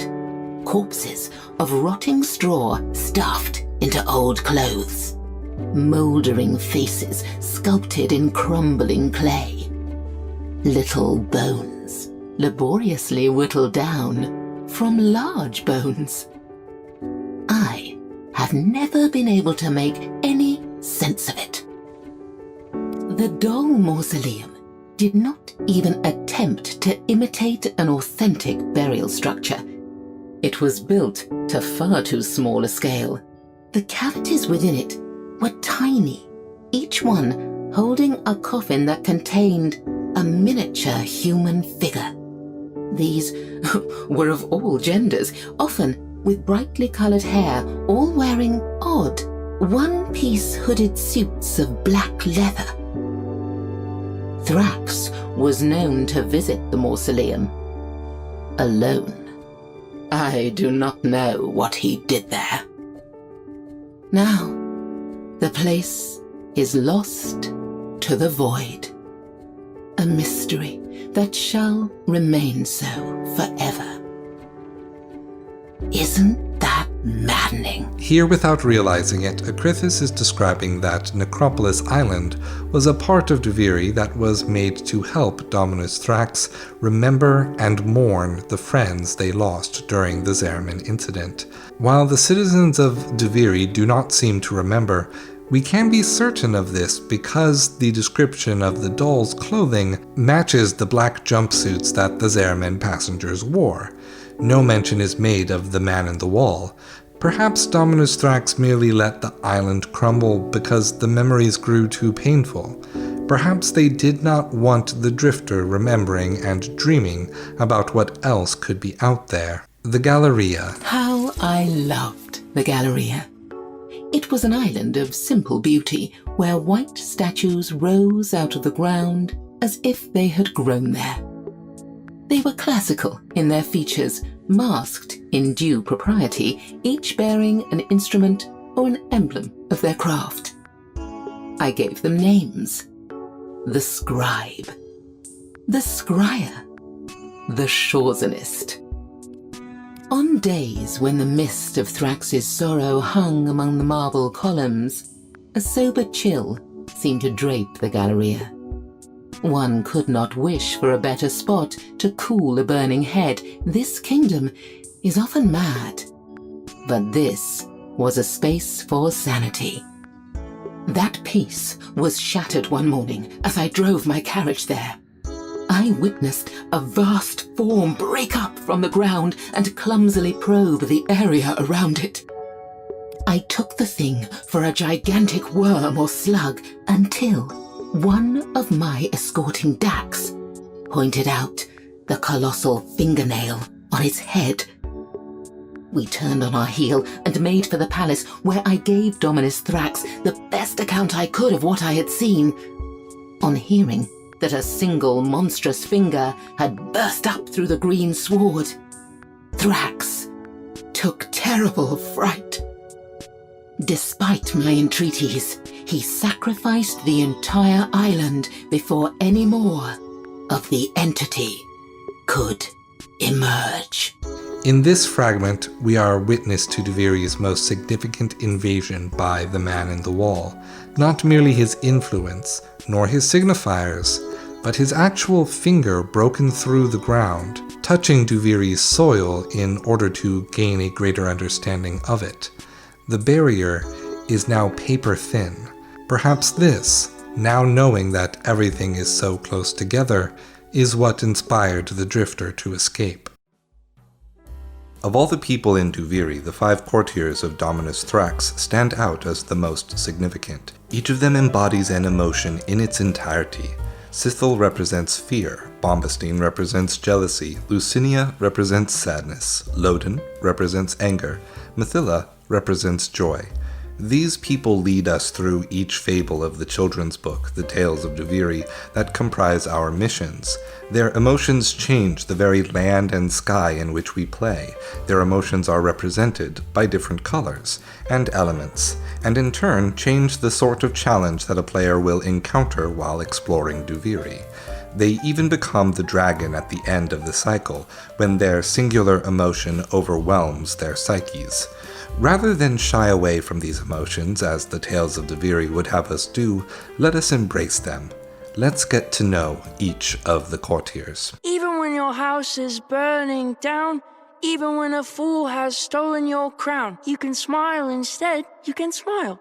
Even when you can't afford your tax, even when your husband's been killed by Dax, you can smile instead, you can smile. There's a face in the sky with a great big smile, so we smile right back today. There's a man in a wall with a grin like a skull, so we grin right back today. Grin, grin, grin. If smiles were all it took, we would all be happy with just one look. Mithila. I would like to begin with Mithila because Mithila represents joy. Of the spectrum of emotional experience, joy and happiness enjoys a privileged position. It is the one emotion that is considered good. Frankly, it is the one emotion that feels good. Mithila's personality reflects this in that she often extols the virtues of Duviri alongside extolling the virtues of herself. All emotions are valuable, they all have function. I do not much like the reductive explanations of evolutionary psychology, but this, at least, is a good takeaway from that practice's principles. Emotional intelligence is not just a person's awareness and sensitivity to the emotions of other people, but also the more robust way we can gain insight and understanding of the world because we have this emotional experience of relating to it. The word happiness can give us some insight into how one may traditionally conceptualize this positive feeling. It comes from an Old Norse word, hap, which means luck or chance. You can see it in other words like haphazard, meaning random and dangerous situations and behaviors, and hapless, meaning unfortunate and luckless, as well as happens, meaning something that occurs. Happiness is a matter of luck.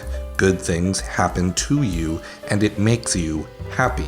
English and other descendants of Germanic languages are not the only ones to have this association, though surely there are many cultures' languages that do not associate happiness with luck. It is telling that Japanese has a similar etymology. The word meguri awase meant happy prior to the 1300s, meguri meaning chance and awase meaning to fit together. Meguri awase transitioned to the word shiawase during the 1300s and on, now combining the conjugation of the word suru, meaning to do, with awase. The happiness of shiawase is where you make something fit by your own action. I highlight this example because I think it is telling of our modern culture's attitude towards happiness. Happiness is not just something that happens. You can also actively make it. You can choose to be happy. This may also mean that because you can actively choose happiness, some people extrapolate that you have the responsibility to make yourself happy, perhaps even an ethical duty to be happy at all times.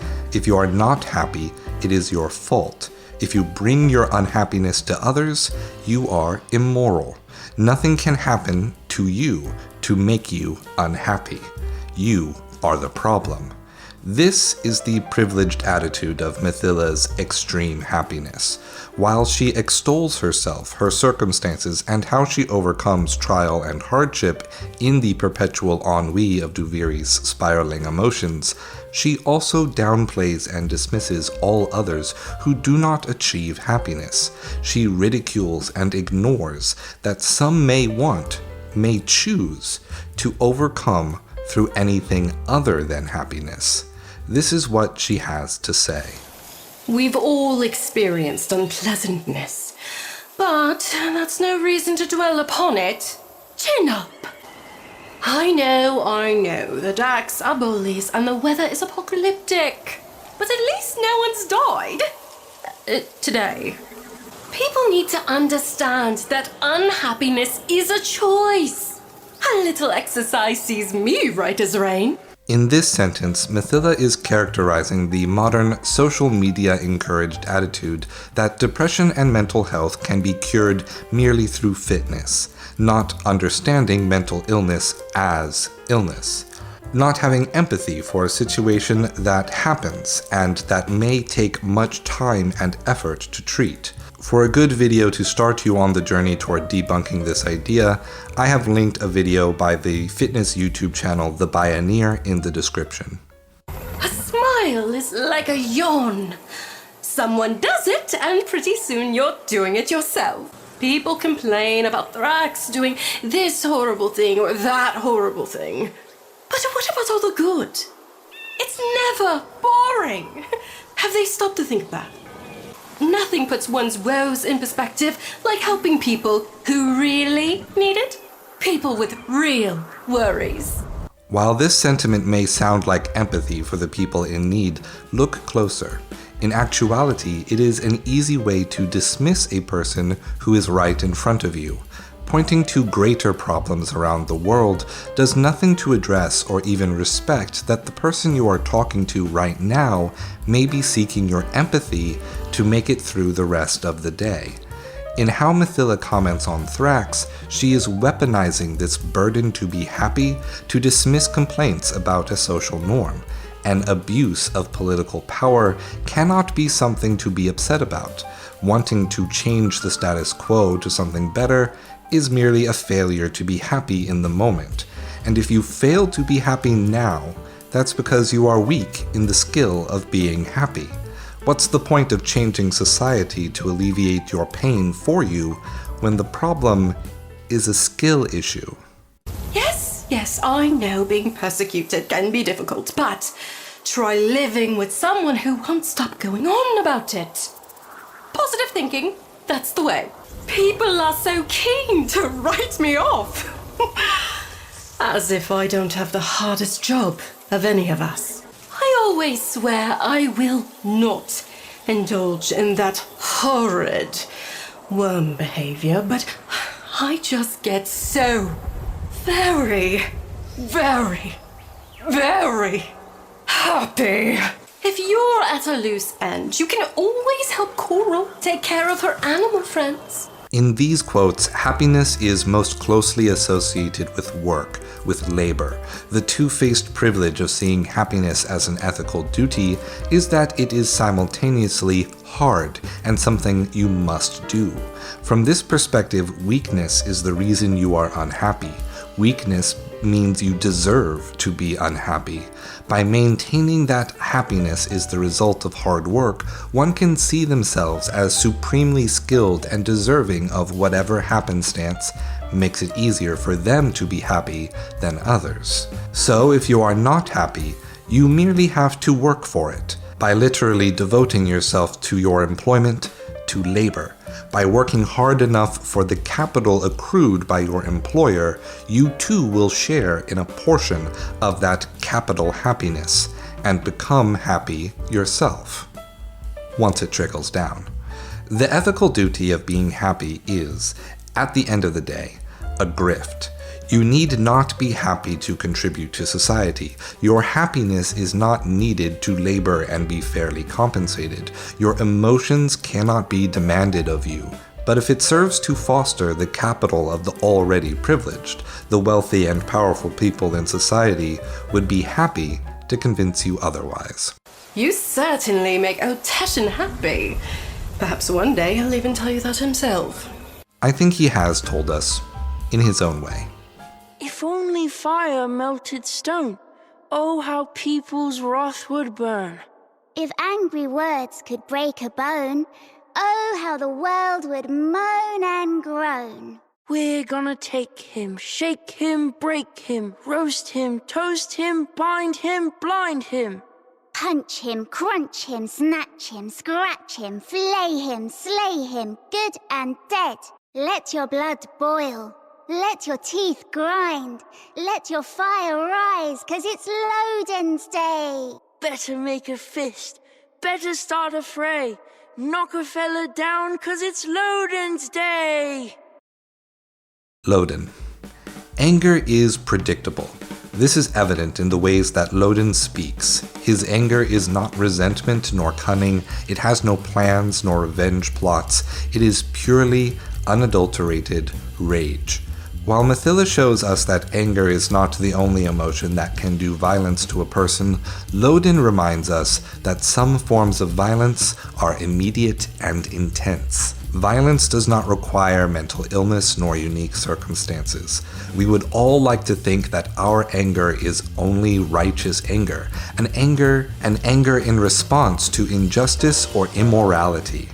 Or we would like to think of our anger as something that is under our control, a tool that we use to fix a bad situation right now by breaking through all the red tape, by breaking through the bullshit. In reality, violence only requires two things: anger and a direction. A perfectly healthy, perfectly normal person is capable of extreme harm, abuse, and murder, so long as they are angry and given a target to take that anger out on. I am deeply aware of anger. I would say that it is the single most prominent emotion I experienced when I was young. Anger was how I responded to being mistreated. Anger was how I responded to a change in a schedule. Anger was how I responded to not being given what I wanted or not being allowed to control or dictate the actions of the people around me. It took a very long time, overcoming both internal and external factors in my personal life, to not have my day-to-day experience governed by anger. Anger is, next to happiness, our most valued emotion in modern United States culture. Vigilante heroes that violate social norms to command extreme violence toward an intuitively moral goal form the basis of spectacles of immoral violence in media. Taken, John Wick, Nathan Drake, The Punisher, and even the Tenno and their Warframes. Lodin's anger is equally as single-minded. Its only goal is to achieve control over all of Duviri, and yet, that anger does not seem to only point outward. That anger appears to be born from a deep self-hatred. I haven't forgotten how you spoke to me, Drifter. I should have your tongue for that. What are you gawping at? Why are you even riding a bloody cape if you don't know how to control it? Lodin is primarily concerned here with dictating your actions, how you speak, where you look, and what you do. Apparently, the way the Drifter rides a Kaith does not meet Lodin's concept of how one ought to control a steed. From my perspective, we are able to ride a Kaith just fine. Perhaps maybe there's more than one way to do the right thing. Peasants, getting their filth all over everything. Oh, not again! That really boils my... Ah! My troops should have been here an hour ago! Someone find me some troops with some common sardine sense. These quotes represent Lodin as a member of the upper class, having disdain for the people that are under his political control. When they do not conform to his dictates, the common person is deficient. It is not a failure of his leadership, it is not a failure of his ability or competence as a ruler, it is because the common person is too inferior to understand that they should merely conform to Lodin's control. Letting people dictate for themselves how to live is entirely out of the question. From Lodin's perspective, there is only one right way to be. Next time, I'll stay in control. Keep out of worm form. Dethrone the little bastard. One day, one day, I get to hear your scrawny neck go snap. At the same time as having disdain for the common man for refusing to be controlled by him, Lodin also represents a political anger in the form of an eagerness to destroy the status quo if it means securing just a little bit of their perceived social power. A person like Lodin would struggle with peacefully coexisting with people of different demographics because they see difference as a source of social competition. This is also where we see Lodin turn his expectations of control inward. Lodin's anger is one that desires control. In being defined by his anger, he inevitably lacks self-control. That lack of self-control, in turn, fuels him to self-hatred. Just as he manages his external anger by turning to violence, he handles his self-anger with violence as well. One more second of that miserable bloody singing, and I'll go to the edge and jump off. No one, not even Lodin, deserves to see themselves with such hatred. You, just as everyone does, deserves love, understanding, and to have the space to appreciate yourself. You deserve to be able to appreciate your own value. If that is hard to see right now, I would encourage you to seek out someone to talk to. A professional therapist, a crisis hotline, even a family member or a friend. These are all good options. This is just as true regardless of whether you feel trapped by anger, sadness, fear, or are so overwhelmed that you just feel numb. I have included some links and phone numbers in the description that may be a good place to start. Sadness is not the only valid reason to seek help, but sorrow is perhaps the cornerstone of emotions that tell us something is not okay, that something in our lives needs a change. In Duviri, sorrow is embodied by Lucinia. Oh, the wall rose high, and it wished it could cry with the tears of 1,000 eyes. For sorrow it sought, but it never ever thought how it already kept its prize. Cry for a dead love, cry for your shame, cry for the loss of your own good name. Cry for the day and cry for the hour, cry for the lady locked in the tower. Lady, lady, why do you weep? Tear at your hair and cry in your sleep. Grief and woe have made me a thing, fit but to sing at the will of the king. Lucinia is someone who remembers, someone who is nostalgic. In remembering the past, she dwells in it. She hopes for an end because she cannot even imagine a change to the status quo. And yet, even in her tragedy and in her own inaction, there is a sense of pride. She laments her circumstances, but only because she knows, at her core, there is a person of value experiencing this pain. Of all the courtiers, Lucinia is blameless. More than anything, what Lucinia needs is not action, but empathy. She is not sorrow, but rather her circumstances are sorrow. I was created to be sorrow, written into being, to serve as a lesson. Can that change? I have known happiness, even love. I shall not speak of it. I shall only sing. The fish never complains of the salt of the sea, for it is all he has ever known. But I cannot forget what once was. Here Lucinia alludes to something odd. From the Drifter, to Thrax, to everyone we have encountered in Duviri so far, it seems as though Duviri is their whole world. Their entire reality and experience is caught up in the repetition of Dominus Thrax's play.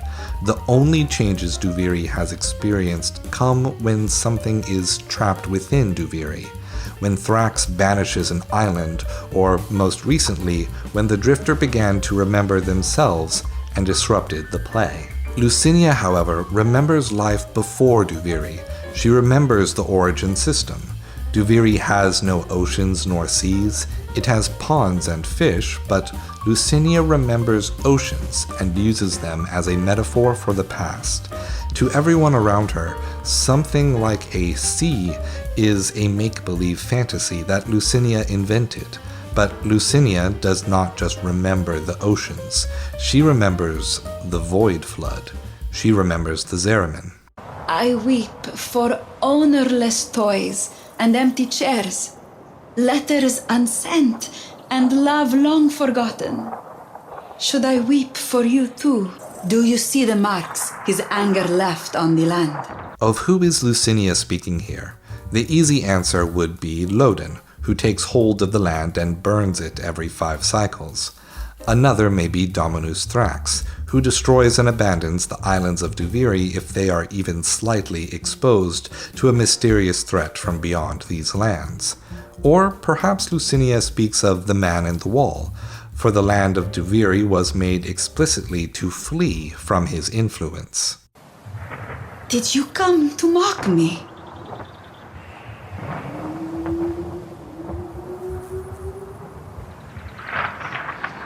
If you dare come to me with pity, I shall throw it back in your face. Again and again I lose myself, and devastation follows. Bombastine envies me, the king's favorite. He wishes we could trade places. So do I. If the void truly preserves consciousness, then there is no hope of an end. Lucinia is someone cursed with knowledge of how life could be. She has the vision to see Duviri differently than it is. She must consciously fulfill her role in the play, whereas the others, ignorant of the past, naturally fall into place. Lucinia wants change for the better, but Duviri is designed to spiral and repeat. As she is made to embody sorrow, she cannot see that change even as it happens around her. Even as the Drifter is offering change and searching for a way to bring everyone out of this place, she puts the last of her hope into simply ending. Lucinia is not one to be pitied because she, at least, understands more about Duviri than the rest of her fellow courtiers. If any of these people are pitiable, it would be Bombastine. Oh, Mr. Bombastine, we know why you act so mean. Everyone else has more than you. Everyone else is bored of you. Oh, Mr. Bombastine, we know why your eyes are green. Someone else had a sweeter voice. Someone else was the king's new choice. Something's watching through the window, watching you and watching me. Wants what we have, wants to be us. We know that can never be.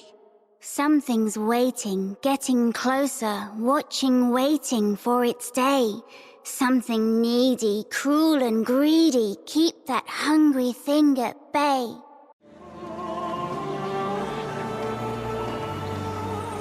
I suppose she is still chirping away on her perch of honor. Of course she is. If I had your resources, I'd be on the throne by now. Bombastine the First. Just saying. Bombastine embodies envy, jealous, bitter, greedy, petty, and entitled. Envy more than anger is the source of hatred. But this is a quiet, seething hatred. Loden may brandish a sword at your face, but Bombastine will smile at your face while holding a knife to your back. He may be the first of the courtiers to help us, but it is not out of goodwill. He wants to dethrone Dominus Thrax. He, like Loden, wants to replace Thrax. He is willing to use you to do so, yet he also alludes to the founding of Duviri, alludes to before, when the Drifter made Duviri, gave up their memories, gave up their emotions, and left the world to Dominus Thrax. Days of being executed, all behind you, are they? Be nice if you remembered your old friends. Heard the king put a bounty on your head. How's it feel to know you're worth that much to someone? Here, Bombastine expresses an unhealthy relationship with attention. Any attention is positive and rewarding for Bombastine, even if it is harmful, angry, or violent. We can see that any sort of attention is a signifier that a person is valued by the desired authority figure. In this way, Bombastine is less like a malicious usurper and more like an attention-seeking child. When a child expresses negative attention-seeking behaviors, it is often not because the person is a troublemaker, not because they are a bad kid, but because they are lonely. When they perceive rejection from parents, teachers, and other caregivers, that lack of attention for day-to-day trials and accomplishments makes a person feel isolated. When your loved ones, the social connections that matter, only really pay attention to you when you behave poorly, when you need to be corrected by authority figures, it makes perfect sense that we would act out to get more attention. That attention is the only proof we have that our loved ones care about us in return. Helping one of the others today, are you? It's okay, I understand. Not a problem. My, don't you look fancy? Where do you get those outfits? If I could just borrow their powers, Loden's fire, Sithel's lightning, then I'd be a worm to reckon with. Look at you, feared and respected wherever you go. Must be nice. The shoe will be on the other foot one day. Oh, yes. Oh, to be a drifter. No ties, no responsibilities, nobody to take care of. Ultimately, Bombastine's goal is not to rule or control, but to be cared for by others. Envy is not something we feel because of a personal moral failing, but rather because we sense that we are lacking something. In this loneliness, we may not necessarily be able to identify what we are really missing. We may seek social influence, we may seek expensive possessions, we may dream of revenge against those who withheld their attention. We may dream of clout and control, but more often than not, what we really want is to be cared for, to be loved, to be wanted by someone. What we want is a real and honest connection with another person, yet even when we want something, we may not be able to realize what will foster those connections. Whereas some of us act out and become the center of attention, some of us may retreat inward. We may flee, hiding from others to prove to ourselves who among our loved ones chooses to hold on. What's that whisper on the breeze? Just the rustling in the trees. What's that tread upon the stair? Nothing, darling, nothing there. What's that rattling at my door? Just the wind and nothing more. What's that breathing in my ear? Nothing, darling, nothing here. What's that gleaming sharp and bright? Hold your tongue and say good night. What are you afraid of? Empty eyes and distant cries, and wolves who walk in human guise. What are you afraid of? Creaks and thuds and trickling blood, and mouths and noses filled with mud? What are you afraid of? Nails in your knees, and faces in the trees, and clowns with hands all full of bees. Go hide your face in a lonesome place many miles away from here, where the night winds wail till your face turns pale, and the stones all mock your fear. Cithel embodies fear in the lands of Duviri. Feeling fear is often treated as a failure in its own right. A person ought to be courageous. They ought to face their fears to overcome them. In our modern political world defined by misinformation campaigns both online and on television, fear is the basis by which a voting populace is manipulated to conform to powerful interests. Fear comes from a lack of understanding, a lack of knowledge more than anything else. The movie monster ceases to be frightening once you get a good look at them. A horror film becomes an action movie once the characters begin to resist their demons. Yet fear does something for us that none of the other feelings accomplish as well. Fear keeps us alive. It recognizes danger and pulls us away from it. The first scholar looked into the void and he feared it. And his fear took shape. Do you understand? That's how all this started. I've seen them. The black-eyed children. Pointing at me. Listen, there. Did you hear it? Rap, tap, tap. Cithel is unique among the courtiers because she is less distracted by herself. She can notice the man-in-the-wall's influence in Duviri, and more importantly, she takes it seriously. We can even read beyond the spoken lines to see that Dominus Thrax even listens to Cithel's warnings more than any other courtier. Whenever the man-in-the-wall grows their influence on one of Duviri's islands, that island is severed and thrown to the void. Through Cithel, Duviri is able to acknowledge when something is a real threat. Through fear, they are able to respect the real dangers that lie just beyond their lands. Fear, however, does not create obedience. It creates violence and resistance. It creates a willingness to sacrifice the lives and values of other people, the other islands of Duviri, to keep a smaller portion safe. Fear creates rejection. Were you followed? We're both more dangerous than we look, you and I. Keep your distance. Keep your hands where I can see them.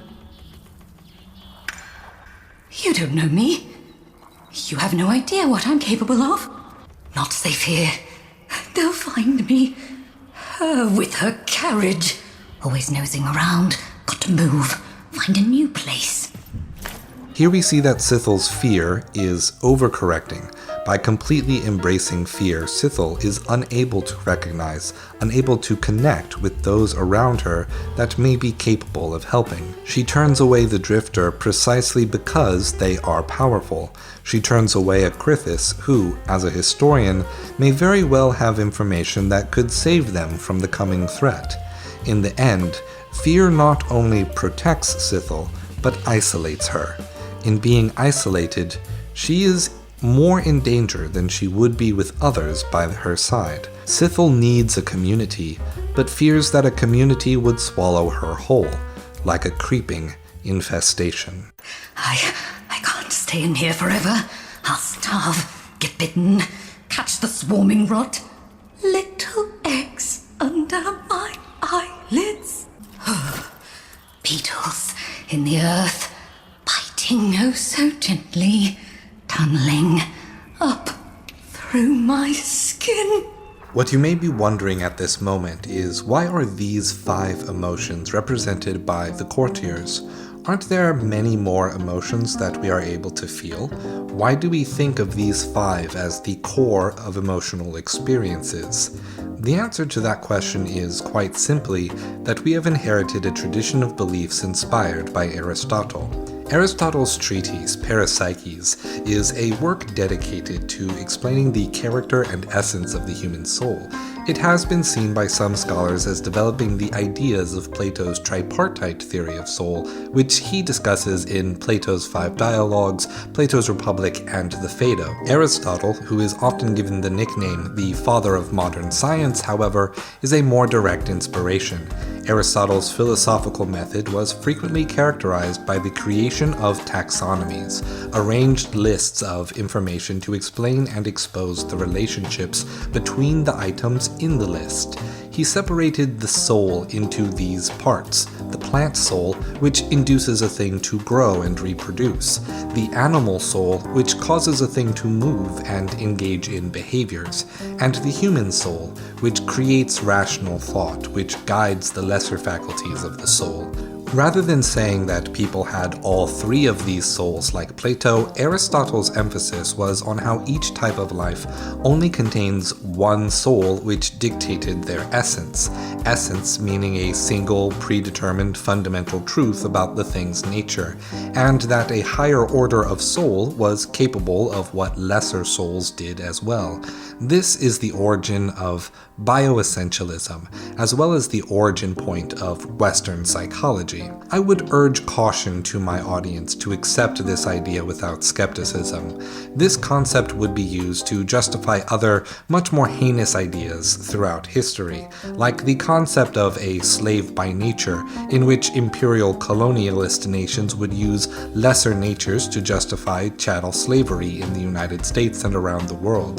The idea of lesser natures would be used to characterize women as inherently irrational, and thus used to justify the social policies in which women were treated as the property of husbands, disallowed to own land, hold employment, or vote in republican governments. Bioessentialism is even being used in the current day to withhold both human rights and social rights from people for being in the LGBTQ community. Bioessentialism even set back the science of animal husbandry through the behaviorists, which characterized all non-human animals as lacking any ability to think or feel pain, that animals were merely organic automatons.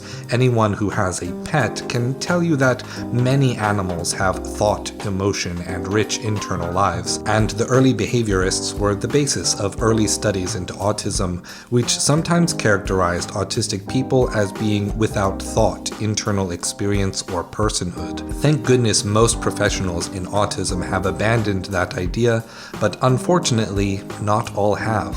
For a different scientific field, however, the psychology of emotion, the concept of essences was transformed into the idea of core emotions, from which a taxonomy of all other emotional experience is derived. The 1960s saw the onset of two major theories of emotion, the discrete emotion theory and the two-factor theory. The discrete emotion theory, coming from psychologists like Sylvan Tompkins and drawing from Charles Darwin's theories on evolution, would identify a small set of emotions as being inherently necessary for survival, for responding to threats and predators. Sometimes 5, 9, or even 12 emotions would be identified. From there, a person's arousal, the intensity by which they experience the feeling, would have different social labels that identified emotion, depending on the culture in question. This theory has been popularized more recently with movies like Pixar's 2015 film Inside Out. Then there is the two-factor theory. Rather than fundamental emotional experiences, we instead experience varied and differing physiological sensations at different intensities of arousal, and use our rational faculty, our observation of the circumstances, and our memories to assign a cognitive label to the feeling. The combination of those two processes is the experience of emotion, and it can go in either direction. A person may start with a cognitive label, an expectation, then experience a change in their physiology that confirms that emotion. Or a person may feel a physiological change, say from something like exercise, and then have a conversation outside the gym, choosing the emotional label of overjoyed when they have a fun chat, or the emotion of furious if the chat is confrontational. This theory was put forward by psychologists Stanley Schachter and Jerome E. Singer. The Courtiers of Duviri take more from discrete emotion theory. They embody a singular, simplified emotional experience in which everything conforms to that emotion, changing only in the intensity which the emotion is experienced, becoming a dragon, a beast soul without the rational faculty when the emotion becomes too intense. Notably, the developers at Digital Extremes chose to use envy as the fifth emotion, whereas most discrete emotion theories list disgust amongst the basic emotions, but not jealousy at all. As we look into the other people in Duviri, these emotions are present, but not so simple or commanding. Ambivalence is the concept that one can experience multiple, conflicting thoughts and feelings about a single situation. We, as rational animals, are capable of complex emotions, like schadenfreude, righteous indignation, the double consciousness of the philosophy of W.E.B. Du Bois, even the ability to both hate and love something in equal measure. Anyone who has played Warframe for the past few years likely knows these kinds of feelings. Beyond the Courtiers, there are many people across Duviri that can offer us a more nuanced perspective because they are not solely embodying a single emotion. Or perhaps it would be better to say that the various other characters of Duviri end up embodying emotions that the Orcan authors lacked the emotional intelligence to understand. The advantage of the two-factor theory, and the reason that it is the theory that I lean more towards, is that it allows for the full cornucopia of emotional experience to be respected equally. That deep and complex feelings may be just as fundamental a human experience as an emotion that we culturally feel is more basic or universal. To explore the idea of emotional complexity in the Duviri Paradox, I would like to start with Duviri's youngest character, Coral, the stable girl. Coral, Methilla's daughter, is seen throughout Duviri tending to the needs of the few animals that inhabit these lands alongside the people. They are, like everything, influenced by the emotional cycles of the spiral and command unique powers over the void. When we are questing in Duviri, Coral expresses concern and worry over the agitation of the animals, yet when we get the opportunity to speak with her at Methilla's home, she embodies other emotions, as well as harbors a unique insight into the circumstances of Duviri's people. Blessings upon you, as broad as your compassionate shoulders, Outlaw. I feel I owe the sweet little citizens of the world a great debt of compassion. When I am heartsick, they afford a great and abiding comfort. The world is ever such a big place. How shall someone as small as myself make their way in it? Such is the nature of adventure! Coral embodies the emotion of wanderlust, an emotion that combines curiosity and hope, fear and excitement, and the romanticism of wanting to connect with something greater than yourself. Rather than being thwarted by the impossibility of understanding the world in its entirety, she is inspired by it. She dives headfirst into whatever new experience can be found within the spiraling cycles of Duviri. When the weather grows warm and Mother is inattentive, I love to dip my head in the cool, bubbling stream. Mother shies me away from water ever since Father was taken by the sea. Or so she tells me. I think I should very much like to be a tam. I would live upon cress and milk and gamble with my friends and never ever be sad. I wished to gather some water bugs for our supper. I asked the fishes if they had seen any, but they were greedy and wanted them for themselves, and so said nothing. I wonder what Father would have had to say about you, Outlaw. Mother looks upon you kindly, and Father was always contrary. So perhaps it is best you never did meet. Yes. Here we see Coral displaying a significant empathy for the people and animals of Duviri. Specifically empathy rather than sympathy, Coral is developing an understanding of the things around her by imagining herself in their place, understanding their perspectives in and of themselves, and seeing the relationships between the life around her. It calls to mind Martin Heidegger's concept of Dasein, a foundational idea of the philosophical school of phenomenology, wherein being or essence is inherently relational. Dasein is not just existence, but translatable as being in the world or being with one another. Future writers often attribute Heidegger's concept as being a uniquely human existence, like the bioessentialism of Aristotle. But I find myself agreeing more with the interpretations of philosopher Christian Bailey, who, in their work Animal Dasein, the genesis of existentials in the early Heidegger interpretations of Aristotle, argues that Dasein is a reality for all living things, that we are all living interconnected. I do not care so much for the denizens of the down below. They are ever so gruff. I find it curious, do you not? That one has no memory of what they were before they were themselves. As I remember nothing about it, I know nothing of it. And yet, I am certain I was not always Coral. Were you always an outlaw? I wonder. This is the most interesting line amongst all the people of Duviri from my perspective. One could see it as a rumination on birth and the nature of the soul. However, I believe this sentence is one of those key mysteries that will help us solve the Duviri Paradox. We know that this place is the result of a possible reality in which we, the Drifter, did not accept the deal with the man in the wall, instead retreating into the void and creating a world out of the storybook which taught us to repress our emotions. Coral expresses an unwavering certainty that she was not Coral in a previous life. She was someone else. Just as the Drifter was not always an outlaw, and not always the monarch of Duviri, but once a child aboard the Zeramin. I believe that Coral and all the children of Duviri were not made from whole cloth.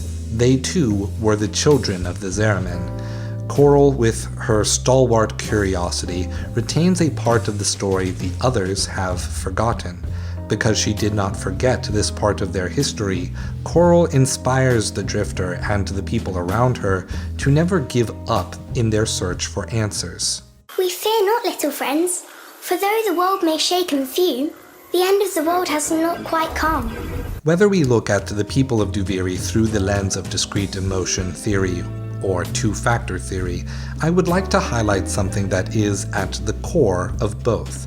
Each theory requires that a core of Aristotelian rationality is necessary for the experience of the emotion. Discrete emotion theory changes how an emotion is understood based on its cultural context. Two-factor theory creates a nuanced spectrum of overlapping emotions as our rational faculty recognizes and can even invent new cognitive labels for new experiences.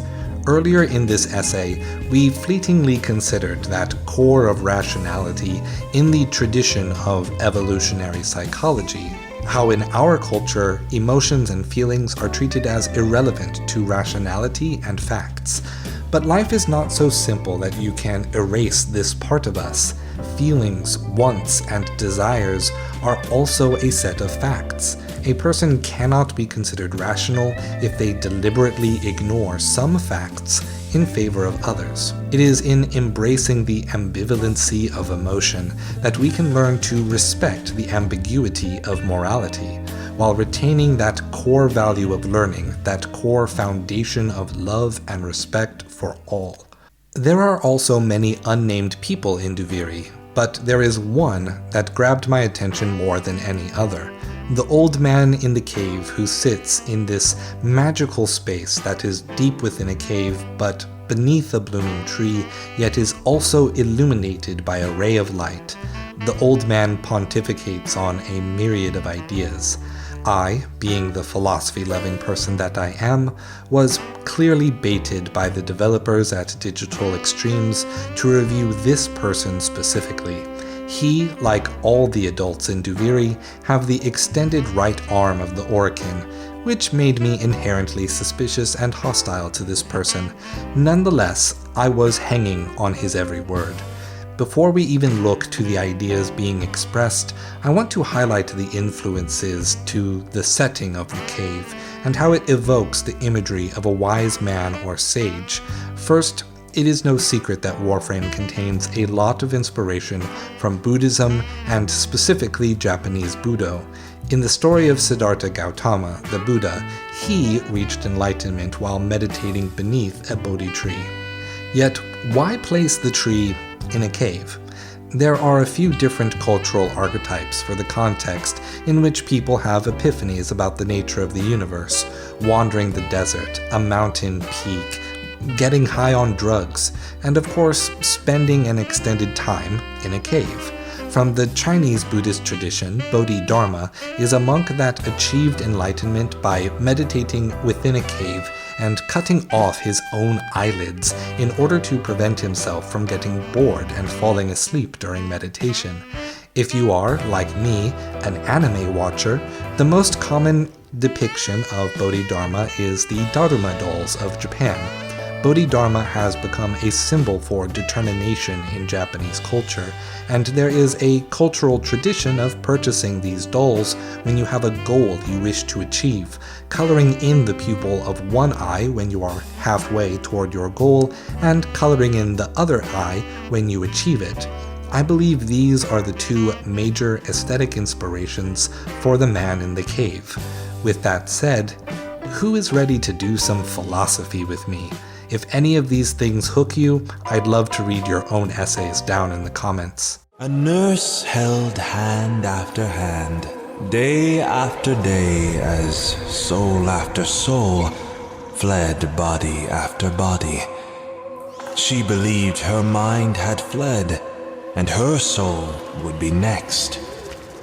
No, our minds save us, saved her. Her mind ferried away horrors before returning for the next day's passengers.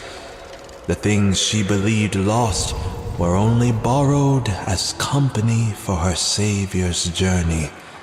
This is good to remember. This statement reads to me as a reflection on the experience of being a nurse in the context of hospice care. Hospice is a part of medicine that is uncomfortable for many to think about. It is, from the outset, a practice that has to make peace with death. Whereas the rest of medicine focuses on prolonging life, curing disease, and improving the quality of life for people suffering, hospice can have no illusions about the end result.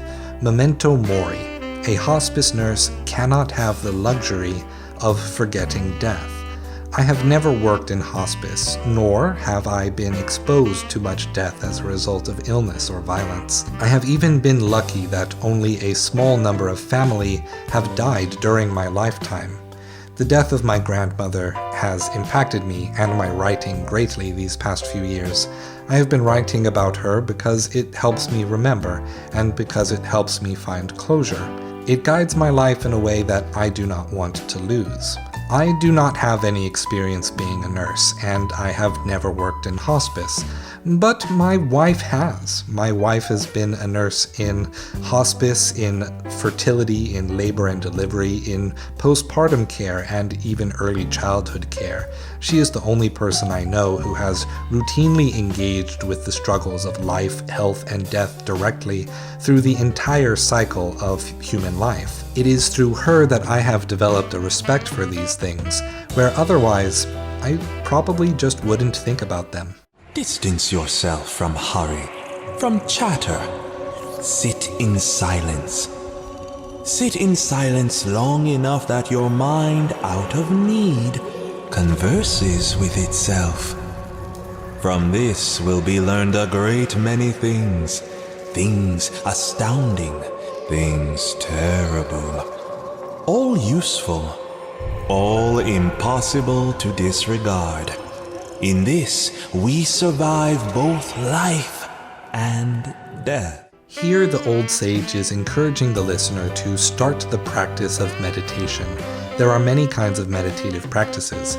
Practices that are guided imaginative activity, meditations that challenge you to maintain an image in your mind without allowing it to change, meditations that involve memorization of texts. The most basic form, however, is to simply sit, breathe, and exhaust the constant stream of thoughts that you have running in your head until you reach a quiet mind. Buddhist philosophy of mind describes the constant stream of thoughts as the monkeys of the mind. It is a topic I covered in more detail in my 4.5-hour video on the culture and philosophy expressed in From Software's game Sekiro. Whereas the most common goal of meditation in a Buddhist context is to quiet the chatter of apes, the old sage's suggestion seems to be encouraging the opposite. The sage wants you to actively engage in conversation with yourself. There is a popular quote that I often see misattributed to Plato or Socrates that goes, "After all knowledge simply means self-knowledge." This quote is actually from martial artist and movie star Bruce Lee, from the 2015 Bruce Lee Jeet Kune, Bruce Lee's Commentaries on the Martial Way. I do not have the same grasp on Bruce Lee's philosophies now as I once did when I was younger, so I won't be trying to explain what he meant by this when you can find a copy of the book yourself. Visit your local library, but I can speak to why this quote gets misattributed to Plato. Plato's theory of how knowledge is made, his epistemology, is called the theory of memory, in which the human soul is said to already have access to all knowledge about the truth of the universe within it, because it is connected to the form of the intellect, an ontological, perfected truth existing somewhere in the universe, which is imperfectly reflected by the human psyche when it attempts to learn something. Thus, all knowledge is not the acquisition of something new, but rather remembering the truth from the form of the intellect. This theory was used to explain why a person could have a sudden epiphany about a difficult problem, or how mathematics could be developed and understood merely through rational thought. This formed the foundation of the rationalist approach to physics, the basic idea being that through reason alone, a person could obtain complete knowledge about nature and the world, if given enough time to do the philosophy. This kind of dialogue with oneself is also not true. The empiricists won the day when it comes to philosophical approaches to physics and the foundations of modern science, and I think that is for the best. Not all is lost, though. Empiricism still requires a strong foundation of rationalism to help people catch and correct for their personal bias by engaging with a full community of people tackling the same issues. To be thoughtful people, we must be willing to engage with all kinds of thoughts and perspectives fairly, but not naively. I do believe that self-knowledge, and awareness and appreciation for just how ignorant we are about the true thoughts and feelings of the rest of the world, is the first step toward being a philosopher. It all comes back to two ideas. Real quotes from Socrates this time. The only thing I know is that I know nothing, and the unexamined life is not worth living. It is said you cannot cheat an honest man. Untrue. To cheat an honest man, one does not appeal to their greed, but to their pity. This feels more like regular life advice than the other quotes. It is a warning to not be taken advantage of when it comes to giving charity. I personally do not like to encourage people to be suspicious of charitable activity. It is one of the few ways modern society still allows a person to help others by sharing and sacrificing their resources for the benefit of people in greater need. I also recognize, however, that there are many unscrupulous people who would happily take advantage of the structures of charity and non-profits to provide help only in name, while prioritizing self-compensation for operating a charity at all. In particular, I see YouTube and Twitch as a place where people make it a priority to help people. The regular people who have found success on this platform have benefited from no small degree of luck, myself included. Large and small creators alike constantly engage in charity streams throughout the year, and audiences of video game content are always showing up to give that help. Sadly, I do also think we are outnumbered by already wealthy actors using the platform to grift and scam their way into easy work by purchasing their way into becoming an influencer. So, in the end, I too want to encourage people to learn how to evaluate the quality of a charity and support the efforts of people to make charitable giving a more common routine. You don't even need to wait for one of us entertainers to encourage it. Find a good charity for something you care about, and if you have the extra wealth, donate it to someone in need. If one wishes to be forever young, one must be forever learning. This is a good personal ethic that I personally ascribe to, so I do not have much to say here. I am a deep believer in the value of liberal education and living my life as a person who tries to spend as much time educating myself on the ideas and cultures of which I am ignorant and an outsider. The word liberal in liberal education means not a political ideology, but instead means freedom, specifically that one needs the luxury of free time to pursue self-education. The time I have to learn new things seems to only dwindle as daily life becomes more stable and responsible. I miss the freedom that youth provided me to spend as much time as I wanted on the things I found interesting. I think that I, and most people, regret that time wasn't spent more wisely. A mother to a misbehaving child once said, "Do it until your father laughs." I say to you, my eyes to heaven, do it until your father laughs. This feels like a tip in the direction of theology. I am sure that I am reading too far into this bit, but perhaps with the mention of heaven, we are shifting from the personal concept of the father of a family to the metaphorical concept of depicting God as a father figure. If we hold the idea that God is omnibenevolent, embodying all that which is good, then the old sage is here encouraging the listener to change their actions until they are pleasing to God. In other words, until your actions are good and moral. Now, if only we could figure out which things are pleasing to God without also killing each other. When one falls in love with what one cannot see, one falls in love with magic. This one I do not understand. In rationalist circles, the term magical thinking is used to describe a variety of logical errors, fallacies, and also, only a little frequently, to disparage anything you don't agree with as a pejorative. It is unclear whether the sage is encouraging love with magic or disparaging it. You have a shadow. It is that which you wish you were not, but are. Here is a reintroduction to Jungian psychology, which was more centrally the focus of the Warframe quest Call of the Tempestari. The shadow is a part of Jungian psychology that represents the negative traits of a person's personality, or at least what that person themselves deems to be negative. Jungian psychology believes that one of the goals of therapy should be to help a person accept that shadow part of their soul and thus overcome the cognitive dissonance that results from taking actions that are motivated by those negative impulses. People with more experience with psychology than myself can correct me, but I believe more modern methods attempt to address cognitive dissonance by guiding how a person can better conform their action to their consciously held values, rather than adjusting a person's values to their subconscious motivations. You may as well laugh.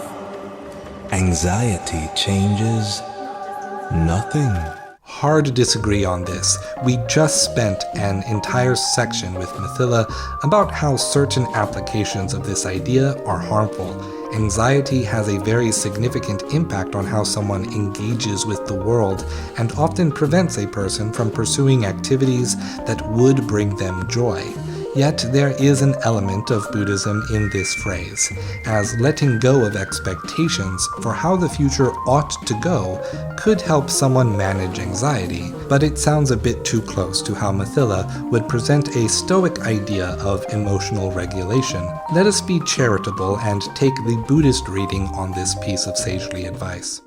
One cannot repair people, only love them. Let go of the fallacy, or be dragged behind it. Take it from someone whose wife watches a lot of divorce court. This sentence is true as true can be. People only change when they have to, when they don't realize it, or when they truly want to. You cannot make someone want something they do not want. Knowing yourself, knowing your own values, and living that life regardless, rather than trying to force it into happening with someone else, is a much better way. To adjust perspective on suffering, remember that the shape of both comedy and horror are identical. The prevailing theory that explains why jokes cause us to laugh is expectation theory. If we are led to expect a certain outcome, are suddenly shown an outcome that doesn't match our expectations, and no one is truly harmed by that outcome, we tend to be pleasantly surprised and somewhat relieved if there was an element of danger. This certainly isn't the only way we can create comedy in someone, but it is quite common in slapstick, narrative comedy, and the basic idea of setting up a punchline. Comedy comes from a kernel of ignorance. However, what if that outcome doesn't work out fine in the end? What if you are left in the space where reality clashes with your expectations and you have no clear course of action to set things right? What if the danger persists? Horror, lives in the unknown and the uncanny as well, knowing something is coming but never really getting a good look at the movie monster. Fear, too, comes from ignorance. You are trapped by your ability to symbolize. Do you understand? I'm going to be frank, I don't know where to go with this one. Probably something to do with Buddhism's philosophy of perception. Observation is value-laden and whatnot. Or perhaps the epistemology of Bertrand Russell? I talked about this in an essay about the murder mystery video game, The Signifier. Link in the description. Life is both unkind and unpredictable. But it would be worse if it were unkind and predictable.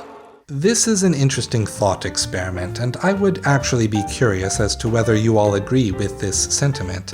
It essentially comes down to ignorance is bliss, but personally, I always prefer being able to know and potentially direct myself into a better situation. I find life to be unkind, unpredictable, kind, and predictable in equal measure. That in itself can be very frustrating, but equally interesting and joyous as a result. If it is stupid and it works, it is not stupid. This is American pragmatism, through and through. It has a complex history in terms of how it responds to the priorities of philosophical traditions that predates it, and it is often credited as the first original school of philosophy developed out of the United States of America. It is a philosophy that focuses less on creating ethics out of deciding your actions from abstract principles, but rather on only considering one's own circumstances. I do not very much care for pragmatism because it logically leads a person to acting on abstract principles without a very good basis for knowing what those principles were after the fact.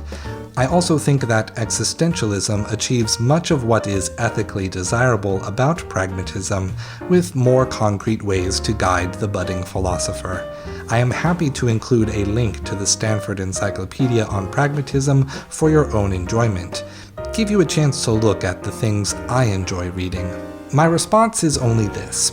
Sometimes, a thing can work out and still be stupid. Being a genius and being an idiot are not mutually exclusive. I mean, look at me.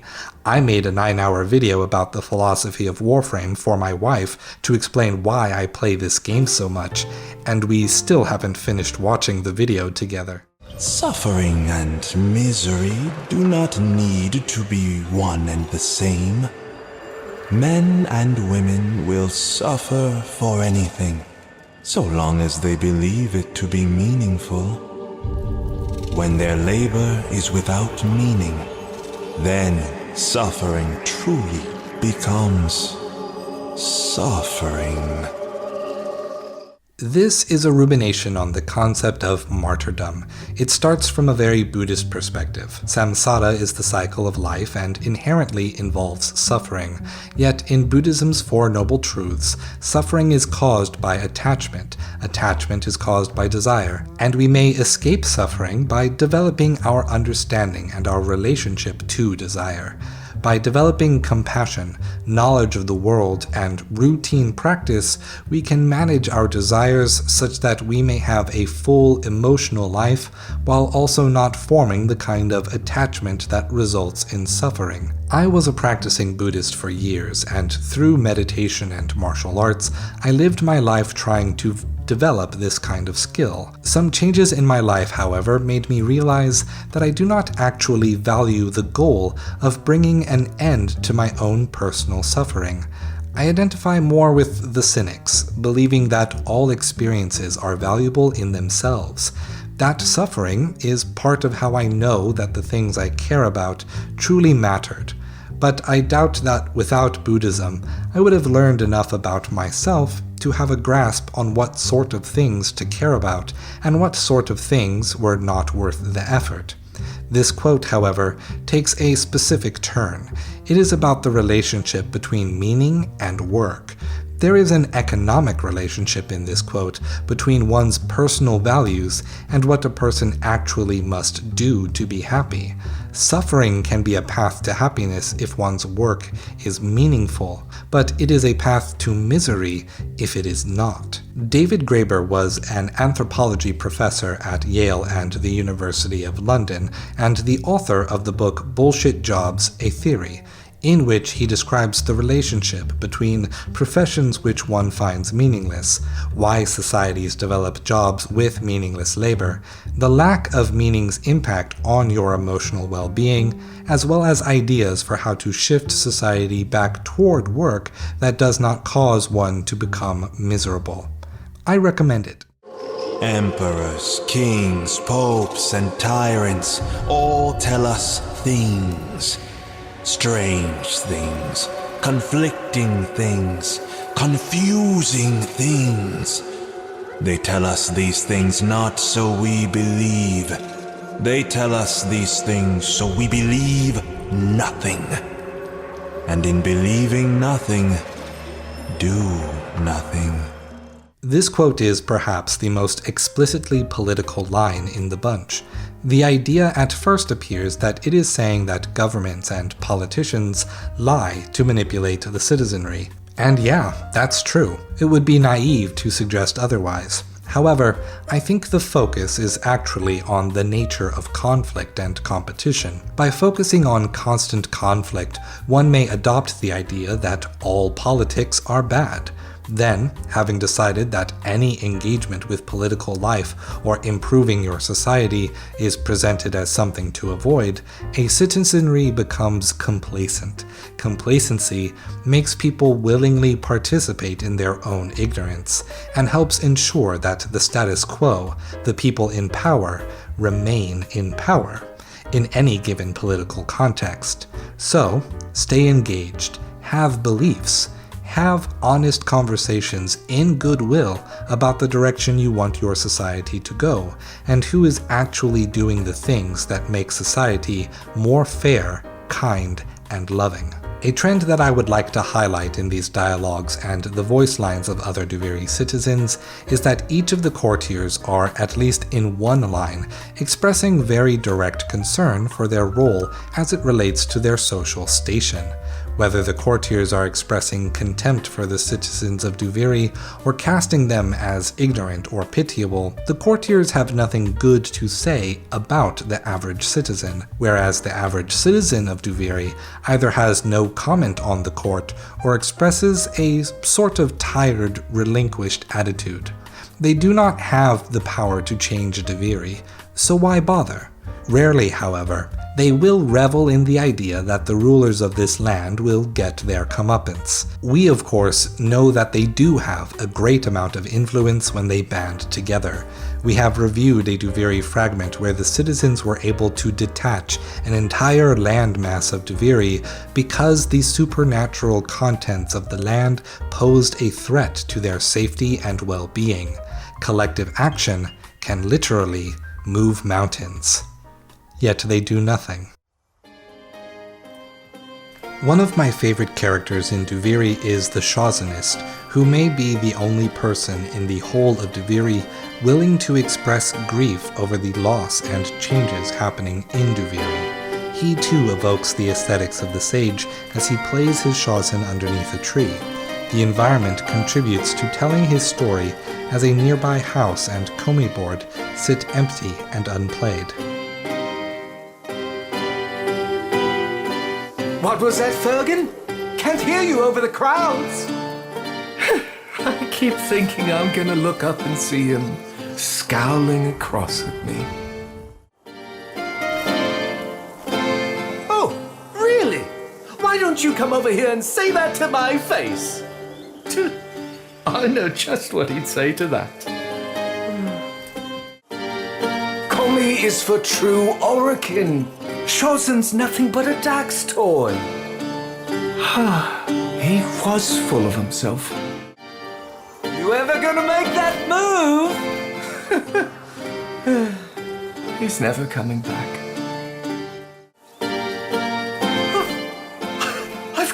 audience. I don't see anyone lining up to play Comey with you. Every day feels like a little bit more of this place is lost. Shut up, he would say. Who taught you to play? A cave sauce? Now all I hear is this Chosen. Real exciting game you got going on over there. He was there every day. Then one day, he just wasn't. This one's for you, Fergan! He hated my music. Hated me, too. Void. I miss him. You know what he'd say to me? You think you're making Father proud, playing Chosen all day. Like I was nothing but a loafer. You ever do requests? You do? Oh, go to the edge and jump. That's what he'd say. Every day.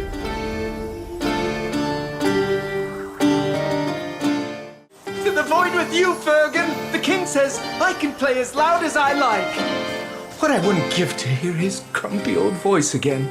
Did you know that in front of Sithel's chapel there is a graveyard?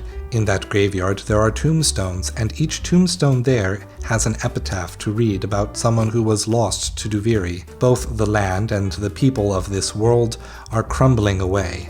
Eventually, Duviri may simply come to an end. It was not always this way. The first tombstone, the one beneath the archway, mentions that they were the first to die, that the ruler of this place invented death as a punishment for this one. Duviri was once a truly eternal, unchanging place, but death made it more real. I like to think of this moment as the beginning of the spiral.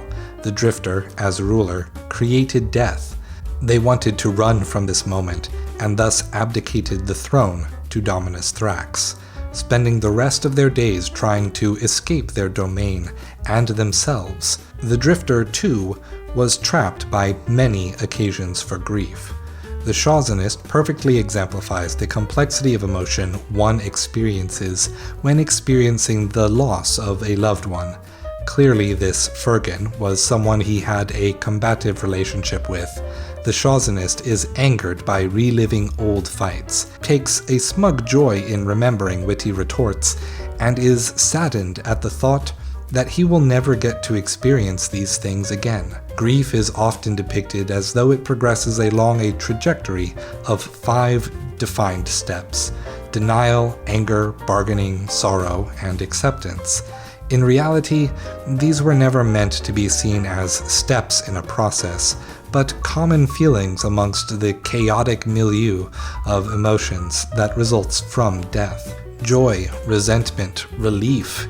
Every emotion takes a turn in grief, and takes those turns often. He hated Fergan, but Fergan was his friend nonetheless. Connections that help you feel everything life has to offer are the most meaningful. Though Acrithis takes on a central role in explaining to us the fragments of Duviri in the Codex, as a merchant, she comments precious few lines of dialogue that need analysis. She does provide a decent amount of narrative flavor to the setting while we farm for items. She represents curiosity, and is not terribly abstract about how she expresses this feeling either. Some faces tell a story. Yours, more of an epic tragedy. Nothing tickled your curiosity, Should I pretend I haven't seen you? No, this is much more interesting. Interesting meeting? Let's see what comes of it. Always stumble across you eventually, don't I? Whatever can you be up to? Armed and unfettered in the king's own country? La la la la la la la la la la la. No writing on the people of Duviri would be complete without spending some time with the children that scatter secret passages and hidden spots all across the map. These children exemplify one of my favorite things about Warframe storytelling. No other game uses poetry as extensively as Warframe to convey its story, and the blue children convey that better than anything in the game so far.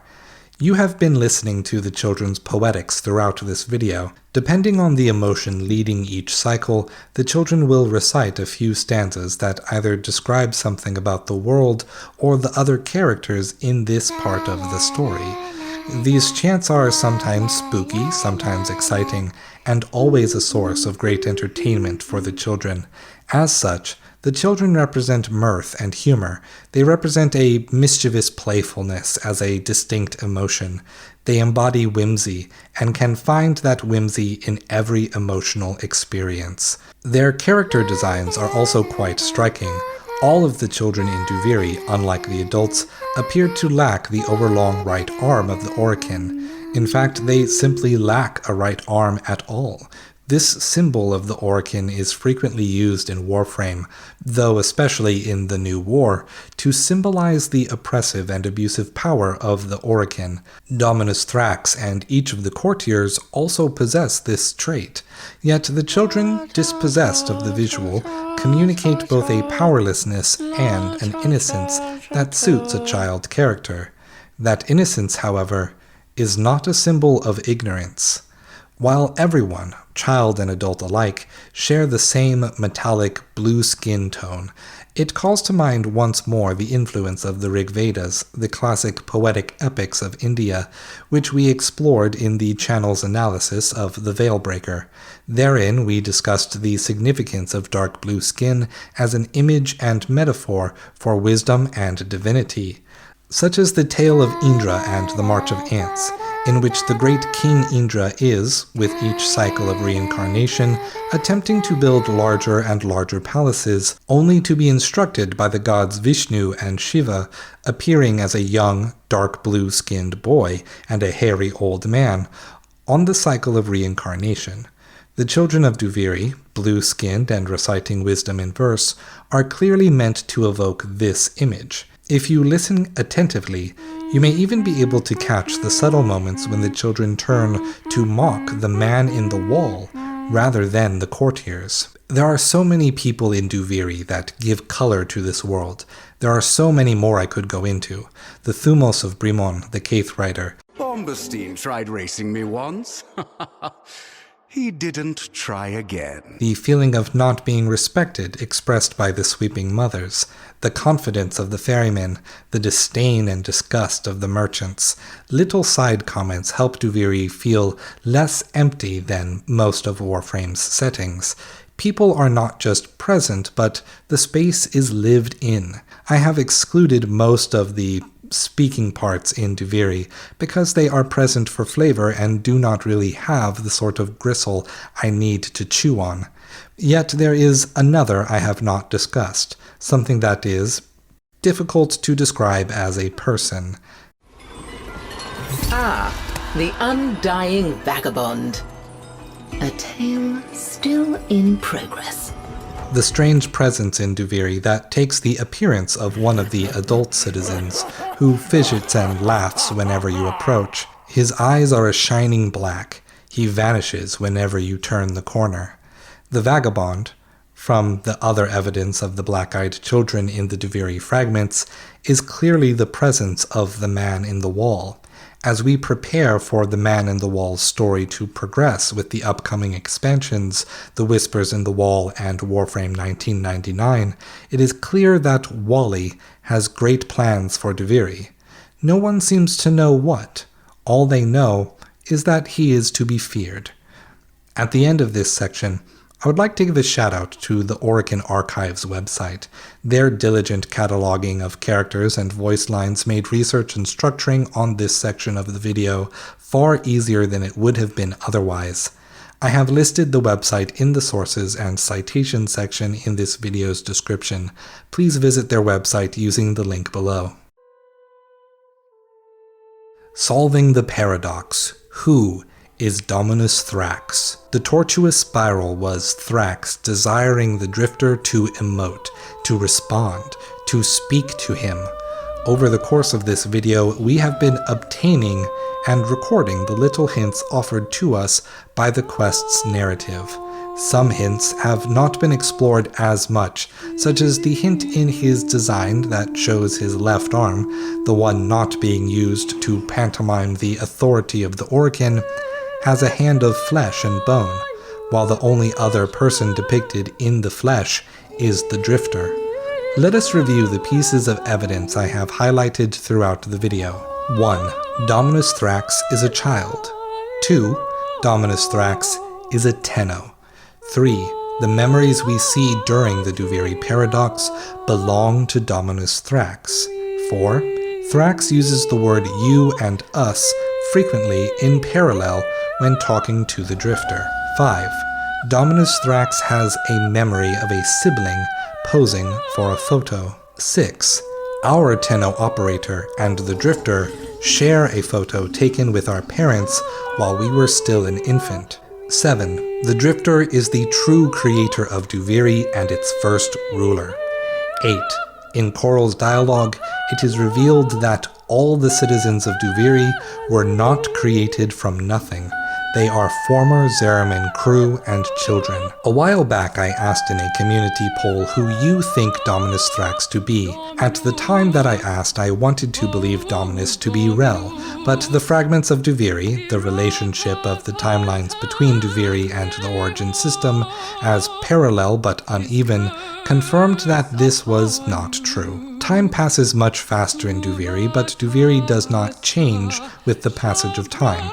It must be acted upon either by events in the void outside or by the manipulation of Dominus on the inside. Sadly, I think we might have to make peace with Rel no longer being with us. The second theory we explored together was that Dominus Thrax was a manifestation of the Drifter, the manifestation of the Drifter's emotions, and another part of them that we needed to unite with to be at peace. I saw some people drawing from the references to Carl Jung's concept of the shadow to help bolster this point. However, Teshin very plainly states that the memories which we are using to reclaim the power from Dominus belong to him. Dominus is referred to as a Tenno, but the Drifter never was one. In the New War, the Drifter is directly described as not having the void devilry of the Tenno. From Dominus's memories, we also know that he was trapped alone in a classroom with a growing void angel during the Zariman incident. From the New War, we know that the Operator and the Drifter, before they became distinct people, were barricading with a group of children, trying to calm and guide the others, not curling up in the corner with a good book. The Drifter is the person we, the Operator, would have been if we both survived and did not take the deal with the man in the wall. The Drifter's power over Duviri is not Tenno powers, but just a unique use of the sci-fi power of conceptual embodiment. To further this point using the Jungian references, Dominus Thrax is referred to as having his own concept of the shadow on the part of the Liminus. As I have been reading the story, as it has followed the Drifter, Duviri is a parallel reality that results from different possible futures from the Zariman incident. Because they are distinct timelines, the frames of one universe are allowed to overlap with the other, while both retain their own histories and realities. Since the Drifter didn't accept the deal with the man in the wall, which resulted in the creation of all the Tenno, perhaps Wally went to his second choice, another child. In their reality, as the Drifter was falling into a void, creating Duviri, Dominus was accepting the deal. Which brings me to finally answering the question of who is Dominus Thrax. Now, of course, I am just a fan of Warframe like everyone else. My theory has no more weight to it than anyone else's, but I'm going to call my long shot now. I believe that Dominus Thrax is the Drifter and the Operator's little brother. From the evidence we have gathered, how he is presented in his memories, how his memories seem to overlap with the personal history we know about our main characters, and the ongoing themes of family that is at the core of all Warframe stories, I believe that Dominus Thrax is our sibling, a forgotten family member left behind during the chaos of the Zeramin 10-0. Both the Drifter and the Operator went through experiences that caused them to lose their memories of the past. Because we are siblings, Thrax desperately clings to the Drifter specifically, a behavior he does not express toward anyone or anything else in Duviri, to keep the Drifter from leaving him alone again. Dominus is happy to toss away people and entire land masses, but never the Drifter. Dominus was chosen by the Man in the Wall specifically because he was closely related to us. We are, for some reason, central to Wally's goal in all possible realities. This theory of mine is further bolstered when we realize that there is yet another hidden paradox that is answered by the Duviri Paradox quest.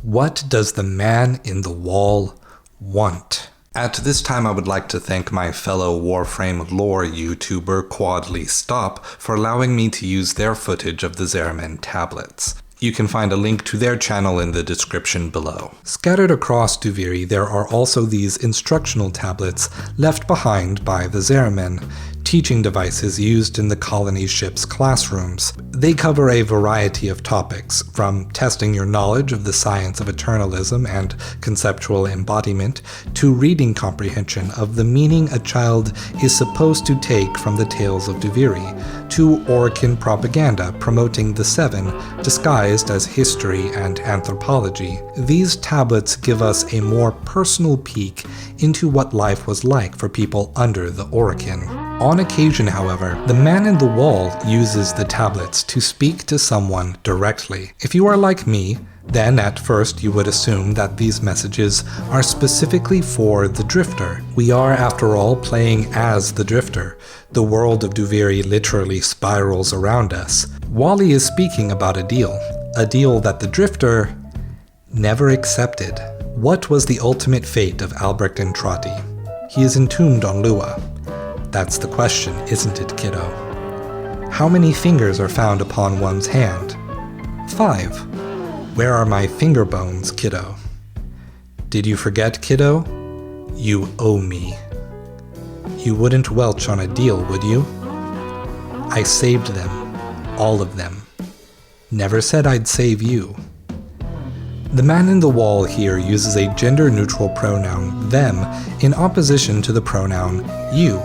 If you interpret this tablet to be addressing the Operator in the Origin system, then you would expect the group being saved as the rest of the Tenno, the rest of the Zeramin children. During the New War, Wally says, I can save them, all of them. However, under my current theory, consider that Wally is addressing Dominus Thrax. This reveals that Dominus would have made the deal, like the Operator, under duress. Thrax could have been given the deal phrased as, I can save them, referring to the Drifter player character, who, because they can be either man or woman depending on the player's choice in character creation, can only be referred to by nickname or gender-neutral pronouns like they, them, in Warframe script. In saying, I saved them, all of them, the Man in the Wall may be referring to all the many possible versions of the Drifter in every possible reality. What is the Wall? The barrier between reality and the void. The wall of bone in which...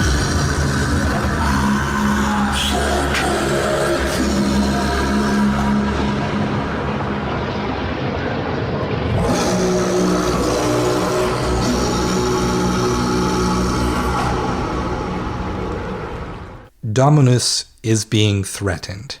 He is being told that he is expendable in the Man in the Wall's quest to obtain us. The Man in the Wall is looking for the reliquary. He is looking for the missing finger which Albrecht Entrati severed on his first trip into the void.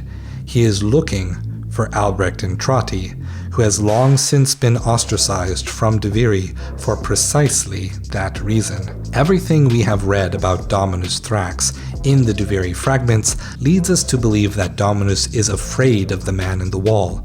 This is likely true, but perhaps Dominus is not just afraid of Wally, but afraid for the Drifter. Dominus may be so quick to rid Duviri of any influence by the man in the wall because he is trying to protect us. Ambivalency. Dominus hates us for leaving him and wants to see us dead. And he loves us and wants to protect us. It isn't a healthy relationship. Let us now theorize why the man in the wall wants both the Drifter and the Tenno operator. To do this, I would like to bring us even further back to one of the earliest fan theories in the Warframe community, the theory of Janus, the two-faced god. It has been pointed at quite a few times. Captain Vor's Janus key and the other Orokin keys have a very particular shape, circular with two prongs at the bottom. When the man in the wall revealed himself at the end of the New War, half of his face was cut off, and in its place were two slots, similarly arranged, as if to be the insertion point of the Janus key, and Captain Vor eventually fell into the void when using the power of the key, and by his own claim has become the Void's servant when you encounter him in the Void tileset missions as the operator or in the Undercroft as the Drifter. From the Encyclopedia Britannica, Janus was the god of doors and archways. To some scholars, he was also the god of beginnings, only to later be associated with the archways that shared his name.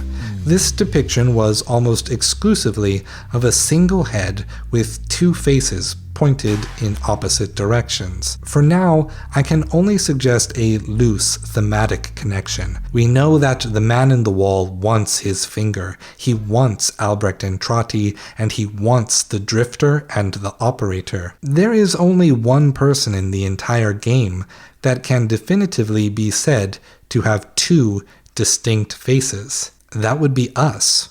The Drifter and the operator together are one person, two faces, and immense power over the void. Perhaps we need to stop thinking of the man in the wall as Janus. Perhaps we are the two-faced god. For all of these theories, we will just have to wait and see. Thank you for watching. I'll see you at the next update, and stay true.